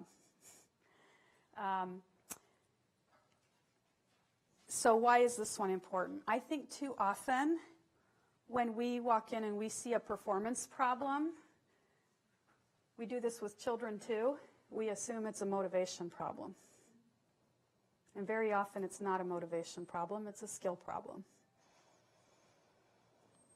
We talk about this a lot when we teach social skills. Both my husband and I teach people how to deal with defiant kids. And we usually say most kids who are defiant are not defiant in the sense that they just want to get up in your face. But they really honestly don't have the skills to negotiate appropriately, right? Or to argue appropriately a point, if you will. I think a lot of times we have a tendency to assume that people don't want to do a good job, they're just not motivated, when in fact they've never really been taught effectively how to do it, do the skill that you're after. So, staff training should be, it should meet one bottom line criterion, it needs to be effective. And we shouldn't be assuming it's a won't do until we know that the person can do it. The only way you're going to know they can do it is if you've done effective training and you've seen them do it under a variety of conditions. So we look to, we look at ourselves a lot when we think about what kind of training are we going to do.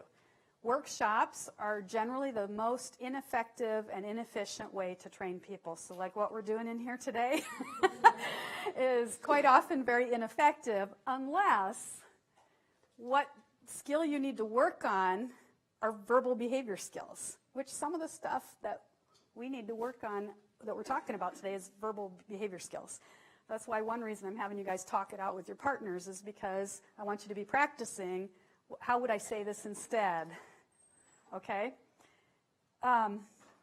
So there are some very effective training strategies. We've talked about direct instruction a little bit in here, that model lead test, the I do, we do, you do kind of thing. Behavior analysts often refer to that as behavioral skills training. Sometimes we'll use things like precision teaching to help build fluency on certain skills.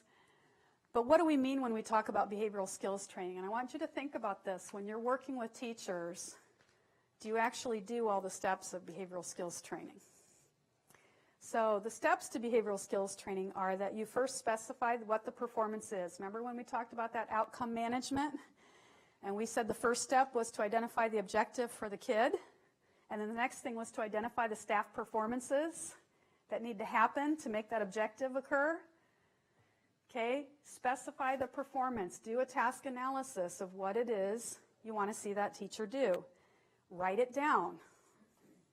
I don't know about you, but my memory lasts about 10 minutes on certain things. It really helps me to have things written down. What are the steps to doing that skill? I then sit down and we go over it with the teacher. We describe each step. And often we give rationales for why we do those steps so that the teacher understands why it is we're doing what we're doing. We then show them what it looks like. We often have asked the teacher, hey, can you pretend to be Riley for a few minutes? And I'll pretend to be you, and I'm going to pretend to implement this. You do the behaviors that you see Riley typically do, and I'll show you what I mean. Then we switch roles. I'm going to play Riley now. Now I want you to play the teacher. And I want you to actually go through this, and I'm going to do some of the misbehaviors and see if you can follow those steps. Then we provide corrective and supportive feedback for each of the steps provided. And we keep doing all that until we're convinced that the teacher can actually do it. That's a lot of work. It takes a little bit of time.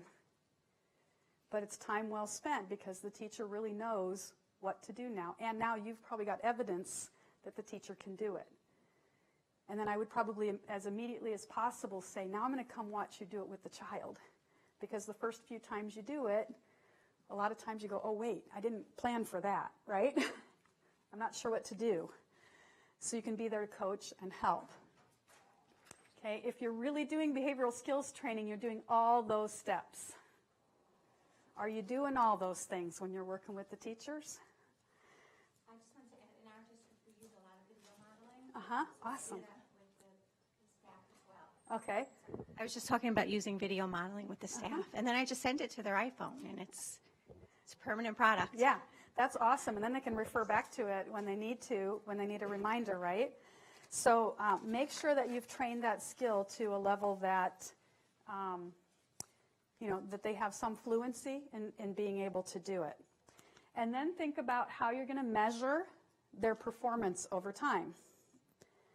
So how am I going to measure the child's performance? How am I going to measure the teacher's performance? We typically, I got to jump ahead a few slides, see if I can find it. It's coming. Sorry. Here, we will typically create a task analysis based on that performance checklist that we just talked about, where we write down all the steps. We will develop a performance checklist that has, these are the steps, and then we have a yes, no, or not applicable column. And when we watch the teacher do it, we'll check it off. Okay, this gives me a way to provide teachers with feedback on specific steps of whatever the intervention is without making it really personal about them as a teacher. It's, hey, you did awesome. You got all these steps. There's one step we need to review, right, that I didn't see. Can you tell me what's going on with that? And sometimes what you'll get from the teacher is, yeah, I know. I've been really struggling with that. It's not working for me, and here's why. Now you can talk about it and problem solve it, right? Instead of waiting until this is a really big problem because we're not seeing progress.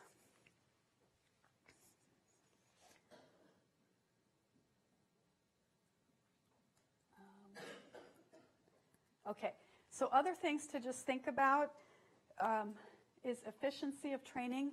I really love your video modeling thing where you can send it to the iPhone because teachers are really busy people. I think we established that early on when we were talking today. And teachers are really busy people, and asking them to give up their prep period or stay after school or come in early, you got to realize you're asking something big. So if I'm going to ask something that big, I better make it worth their while. I'm going to make it as efficient as possible and as effective as possible. We can do that kind of behavioral skills training probably in 15 minutes, but you got to walk in the door prepared to hit the ground running and really teach, right? So your time is limited, their time is limited. Don't waste their time. Get in there and use the most effective and efficient training possible. Also, as I said, we think a lot about acceptability. There's research literature that shows that the more acceptable an intervention is, the more likely it is it's going to be carried out. So we concern ourselves with acceptability. We talk to teachers a lot about how does this sound? Does this sound feel like it's going to work? Even when we're doing the behavioral skills training, you can get a sense right there of how workable it's going to be for this teacher. Consider how you're going to measure acceptability over time. I can send you a reference if you want. There's a reference for the teacher acceptability rating form, or the TARF, by Reimers and Wacker. And we use that intermittently with our teachers and just ask them to fill it out and give us some feedback on how acceptable and feasible and doable this intervention is. And we do that routinely. We don't wait till there's a problem, because then they can tell us before they're having a big problem, hey, this isn't working great for me, or is there an easier way to do this? And we can work on it early. Okay. I'm going to keep going, and then if we have time, we'll do another example, okay? I'm going to skip that for now, because what I want to talk about is monitoring for maintenance. So once you implement This is also from the Reed and Parsons. Consistently successful training programs are effective, efficient, and acceptable. And for those of you who are BCBAs, this should sound familiar because it's part of our compliance code. Code 2.09 in the BCBA, or the BACB Professional and Ethical Compliance Code, states that our training programs should be effective, efficient, and acceptable. Same goes for teachers, not just the kids we work with. So the next worst kept secret is train and hope doesn't work. We know that, right? From all our research literature. Training that teacher and hoping it's going to stick and that it's going to get implemented over time doesn't work. So plan for generalization and maintenance. Plan for activities where you're going to come and measure fidelity and data collection. It's good for the relationship. Most of the time you're going to be coming in and praising lots of really cool stuff the teacher's doing. That way when you do have to deal with the problem, I sort of use the analogy, you've made a lot of deposits in the bank.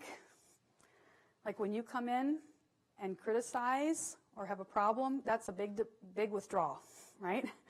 So if you're thinking about a token economy sort of idea, you got to have a lot of tokens in the bank if you're going to have to withdraw some. So planning for generalization and maintenance gives you opportunities to make those deposits. So how do we maintain it? Sorry, these are messed up. Don't rely on your training to fix everything. That one behavioral skills training you did is not enough. Consistent, ongoing monitoring is important, just like it is with the kids. Listen to teacher requests and complaints about the implementation. We've had teachers say to us, this isn't working. I've seen one of my students go, what do you mean it's not working? I did it out in the hall and it's going fine. Okay, that's great. It's going great for you in the hall. It's not working for me in here, right? We have to listen to that. There's often reasons it's not working. Either the implementation isn't correct, if it's a problem behavior, maybe we didn't nail the function correctly. There could be lots of reasons why it's not working.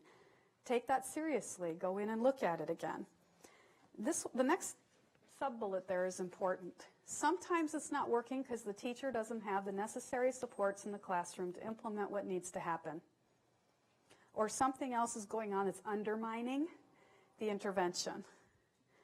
And we've had to have meetings where we've sat in there and we've observed like maybe a principal not giving the teacher the support they need. And we've had to advocate for the teacher.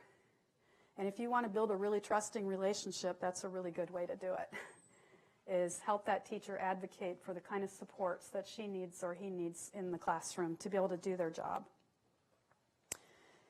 Sometimes there are system-wide changes that are needed to maintain that behavioral intervention in the classroom. And so part of your role might be working with the teacher to identify what those systems level changes are. For example, there have been times when we've had to revamp the schedule, the morning routine, to make it work better so that the right people are freed up at the right times to do this. Okay? So there may be your intervention might work great under certain conditions, but the classroom system isn't supportive of those conditions, so you have to learn to help them create that. Again, I go back to one system that we had to implement in our case, and this was a tricky one. We thought it was really important that the teachers look at those graphs of child performance regularly. But the thing that the teachers said is we don't have time for that. So like there's this balance, right, where we had to figure out what systems could we put into place where we could regularly review these, but it was quick and efficient and didn't take up too much of their time. Their history with meetings was a meeting always lasts like 45 minutes to an hour. So we said, you know what, we can do this in 10 minutes. I'd rather have a 10-minute meeting every week than an hour meeting once a month to review the data. Oh, I thought you were talking about like an hour after school, like, you know. But changing that system made a big difference in the maintenance of things. Okay. So in terms of giving teachers feedback, I'm sure that you all kind of already know this, but obviously for Desirable teacher performance, we want to have lots of positive consequences, no negative consequences. I know that's like a no-brainer, but there are a lot of times when we accidentally do things, like when I handed the mic to somebody, that can punish a very appropriate response, right? That can happen. So be mindful of that and watch for that. When we have undesirable teacher behaviors, we want to avoid those positive consequences. And sometimes there may need to be a negative consequence. And again, I don't mean like I'm going to go in and nail them, but correction can be a negative consequence to some teachers. So I just want to talk about feedback for a second. We only have about 15 minutes left. This is the general feedback protocol that folks recommend, and I wanted to talk about it for just a minute. So this probably sounds familiar. Okay, I just observed a teacher. I've collected some fidelity data on his performance, and typically the routine would be say something positive or empathetic. Hey, that was a great lesson. Nice going. Provide supportive comments regarding the aspect that they did correctly. You did these things right on my task analysis. What things were performed incorrectly? This step wasn't performed correctly. Here's how you should perform it. Do you have any questions? Let's practice to make sure that you've got that. And thanks again for all your hard work. I really appreciate it, right? That's kind of what we tend to think of as sort of a routine. And I think that's fine most of the times. And I think it's fine, especially if you have a fidelity checklist that you're going to go watch the teacher and they know you're coming in to give them feedback on each specific step. I think that works fine. But something I want you to be mindful of is something we refer to as the shit sandwich. Excuse the French, but it doesn't seem to work if you don't. If I substitute poop, it doesn't really work. You don't want that positive, empathetic comment at the beginning to become a conditioned aversive, because it's always followed with a, but here's what you did wrong, right? So I want to have a caveat to this protocol. I want to say that I think if you're going in and saying, hey, I would like to come in tomorrow and watch, we developed this checklist. The teacher would know what that checklist is, your fidelity checklist, right? You provide that rubric in advance as part of your training. I'd like to come in and see how we're doing on all those steps. So I'm going to come in and just watch you so I can let you know what I'm seeing. And then I think that feedback protocol is fine. Where I think you run into problems with that feedback protocol is when you're not doing a fidelity checklist like that, but instead it's more like, hey, Nicole, nice dress. I like your dress today. Hey, I wanted to talk to you about this problem that you've been having. And, I'd really like you to fix it. And have a great day, right? Like, if you want to talk about a problem, is that the best way to approach it? And so I want you to watch this video. That is, so this is the part you guys should not stream, or I don't know, you choose. But for those of you on the webcast, if they don't stream it, I've got the link there for you to go watch it. I'm just not sure about copyright when you're streaming things. But this is Aubrey Daniels talking about the issue with this. And if you don't subscribe to Aubrey Daniels, the Aubrey Daniels Institute YouTube page, they got a lot of great videos that come out on that YouTube page, and I would encourage you to check it out. But I'm going to let him talk about this because this is what he does, and he can say it much better than I can. Hopefully the sound will work. Welcome. This is another in a series of videos with Aubrey Daniels from Aubrey Daniels International, based on the book Oops, Management Practices That Waste Time and Money and What to Do About It. In this video, we're going to talk about motivation and the ways that managers demotivate without realizing. Aubrey, you're doing a great job, but that's the way that managers tend to, I think they do that but, because they don't want you to think that you're doing the best that you possibly could. The whole idea of you did a good job, but many people think, when I talk to them, and say, well, I use positive reinforcement all the time. Well, if you do that, then go to the diploma later and say, did you get any positive reinforcement from your boss today? And I will guarantee you, 99 times out of 100, they'll say, no, I didn't. Okay, so, but a manager who knows what the outcome is supposed to be of a project or whatever, goes in, gives the feedback to the employee because they want to motivate him, and they say, you know, this part of it was really good. Nevertheless, there was a part of it that needed to be improved or wasn't done well. Yeah. So, well, what I think you do is you say, hey, you did a really good job on this, you got it in on time, it's really concise, it's really what I want. Thank you very much. Let some time pass.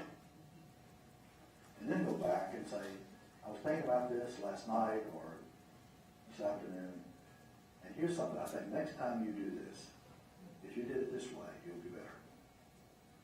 Now, most people receive that as helpful. When you did a good job, but it's always criticism. So the one is much better than the other. Let some time lapse, even if you go down the hall and turn around and come back. Even if you hang up the phone and call back again and say, hey, I was thinking about this some more. What if we did this? What do you think about that? Well, that might be a good idea. there's a statistic in the book that I heard many years ago interviewing Fran Tarkenton, who said exactly the same thing. And he used 4 to 1. So go. 4 to 1 what? Well, Fran and I used to be business partners. Did not know that. That's where he got that. Is it? Are you serious?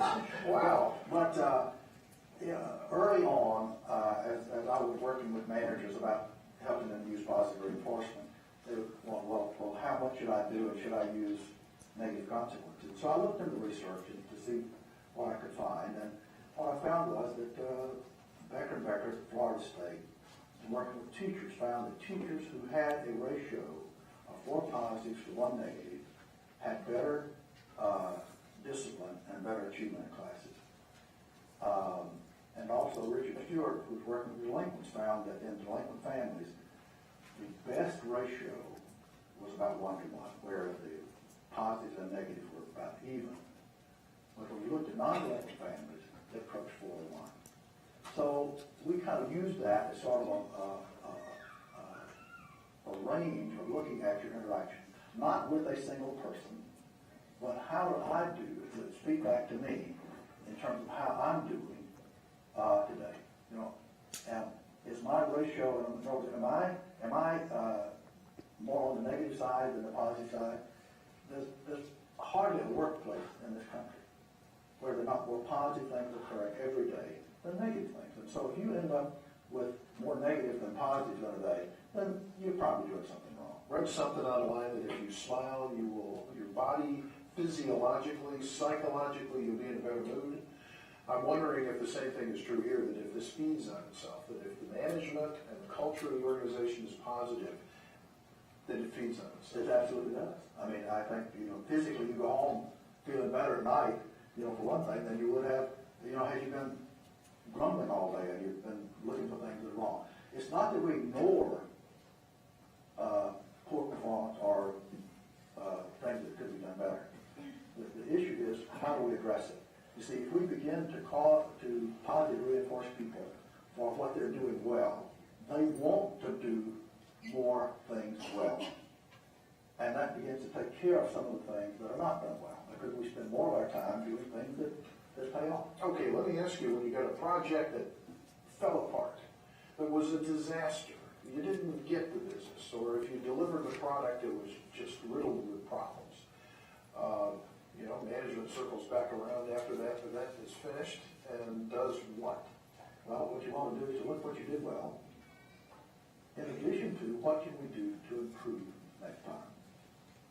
So rather than being critical of what we did, we want to say, well, here's our opportunities to improve. And rather than point fingers at people and you didn't do this, you didn't do that, say, okay, that's already done. What can we do now to make sure that next time we do it better?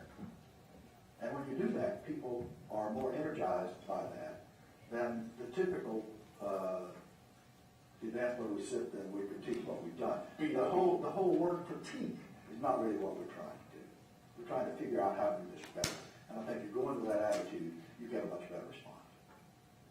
Aubrey, thank you. This is another in a series of videos from Aubrey Daniels International based on the book Oops, Management Practices That Waste Time and Money and What to Do Instead. Available now online at aubreydaniels.com. Okay, so I guess what I'm saying there is, if you got something really difficult to talk about with the teacher, like I would try to avoid the shit sandwich. And I would just say, hey, you got a minute? Just get to it, right? Get to it about what we need to talk about that's difficult, resolve it. And the more difficult the situation, the sooner I'm looking for an opportunity to get back in there and say something positive, right? So that my history, I just made a big withdrawal. When I do something like that, I want my next interaction with them to be really positive and come back and hopefully reinforce something good. Okay, last couple. You need positive reinforcement too. Okay? You need a positive work environment. Reed and Parsons say, if you are to effectively help teachers work hard and enjoy their work, you have to be motivated to work hard and enjoy what you do as well.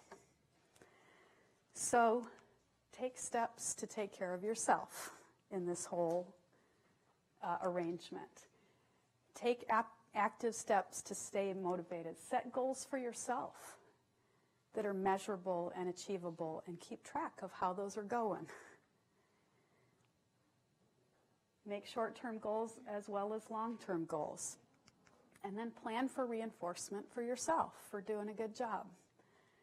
If you don't have a supervisor that's doing that for you, and even if you do, you should be doing that for yourself, okay? Because you want to make sure you continue to work hard and do well at your job. And then my last one for you is there's a lot we can disagree on when we're working in school settings. But how we handle that is what's going to affect our consultation arrangement with those teachers. Let me just give you some examples. These are all things that I can think of that when I'm in schools are things that we might not agree on, whether, especially in preschool settings, whether instruction should be teacher-led or child-directed. We behavior analysts have a lot of differences of opinion from early childhood special educators on that one. Whether food items should be used as reinforcers in the classroom or not. The extent to which children should receive praise. Some teachers do not believe they should receive praise. Whether sensory integration therapy should be implemented. Whether toileting falls within the preschool teacher's responsibility. The percentage of the school day kids should be involved in active instruction. Like, we could have disagreements all day long with school staff about those things. We could focus on those points of divergence, and we aren't going to get very far. Better yet, let's focus on the points of convergence that we have with those folks in these schools. This is my homage to my advisor, Dave Wacker. He would drill this into us. Stop focusing on points of divergence. Stop focusing on the points you disagree on.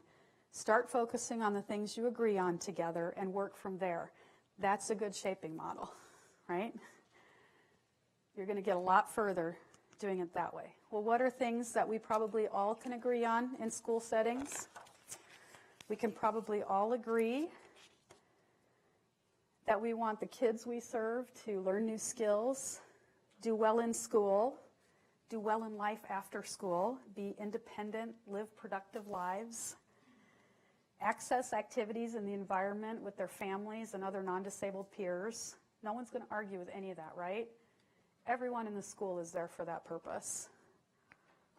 Good. We can also probably all agree that good teaching is really hard work, can be incredibly rewarding, involves good observation and record keeping so that we know when things are going well, and requires close attention. So let's start there with the folks we're working with. Don't worry about the points of divergence. They'll take care of themselves along the way, okay? And when you do run into a Sally who's been very eclectic in her training, just remember that the mind is like a parachute. It works best when open. Some of the things she might suggest might actually work really well, even though they don't fit into our behavior analytic framework. Be willing to give it a try. We can always collect data on it and see if it works or not, right? Be a good partner that way, okay? All right, hope it wasn't too preachy. Hope it was helpful. I know it wasn't super academic, but I really want to thank you all. 3.5 hours is a really, 3 hours is a really long time to sit in the afternoon. I really appreciate you all being here. There's my email if you have any questions, and thanks for interacting with me.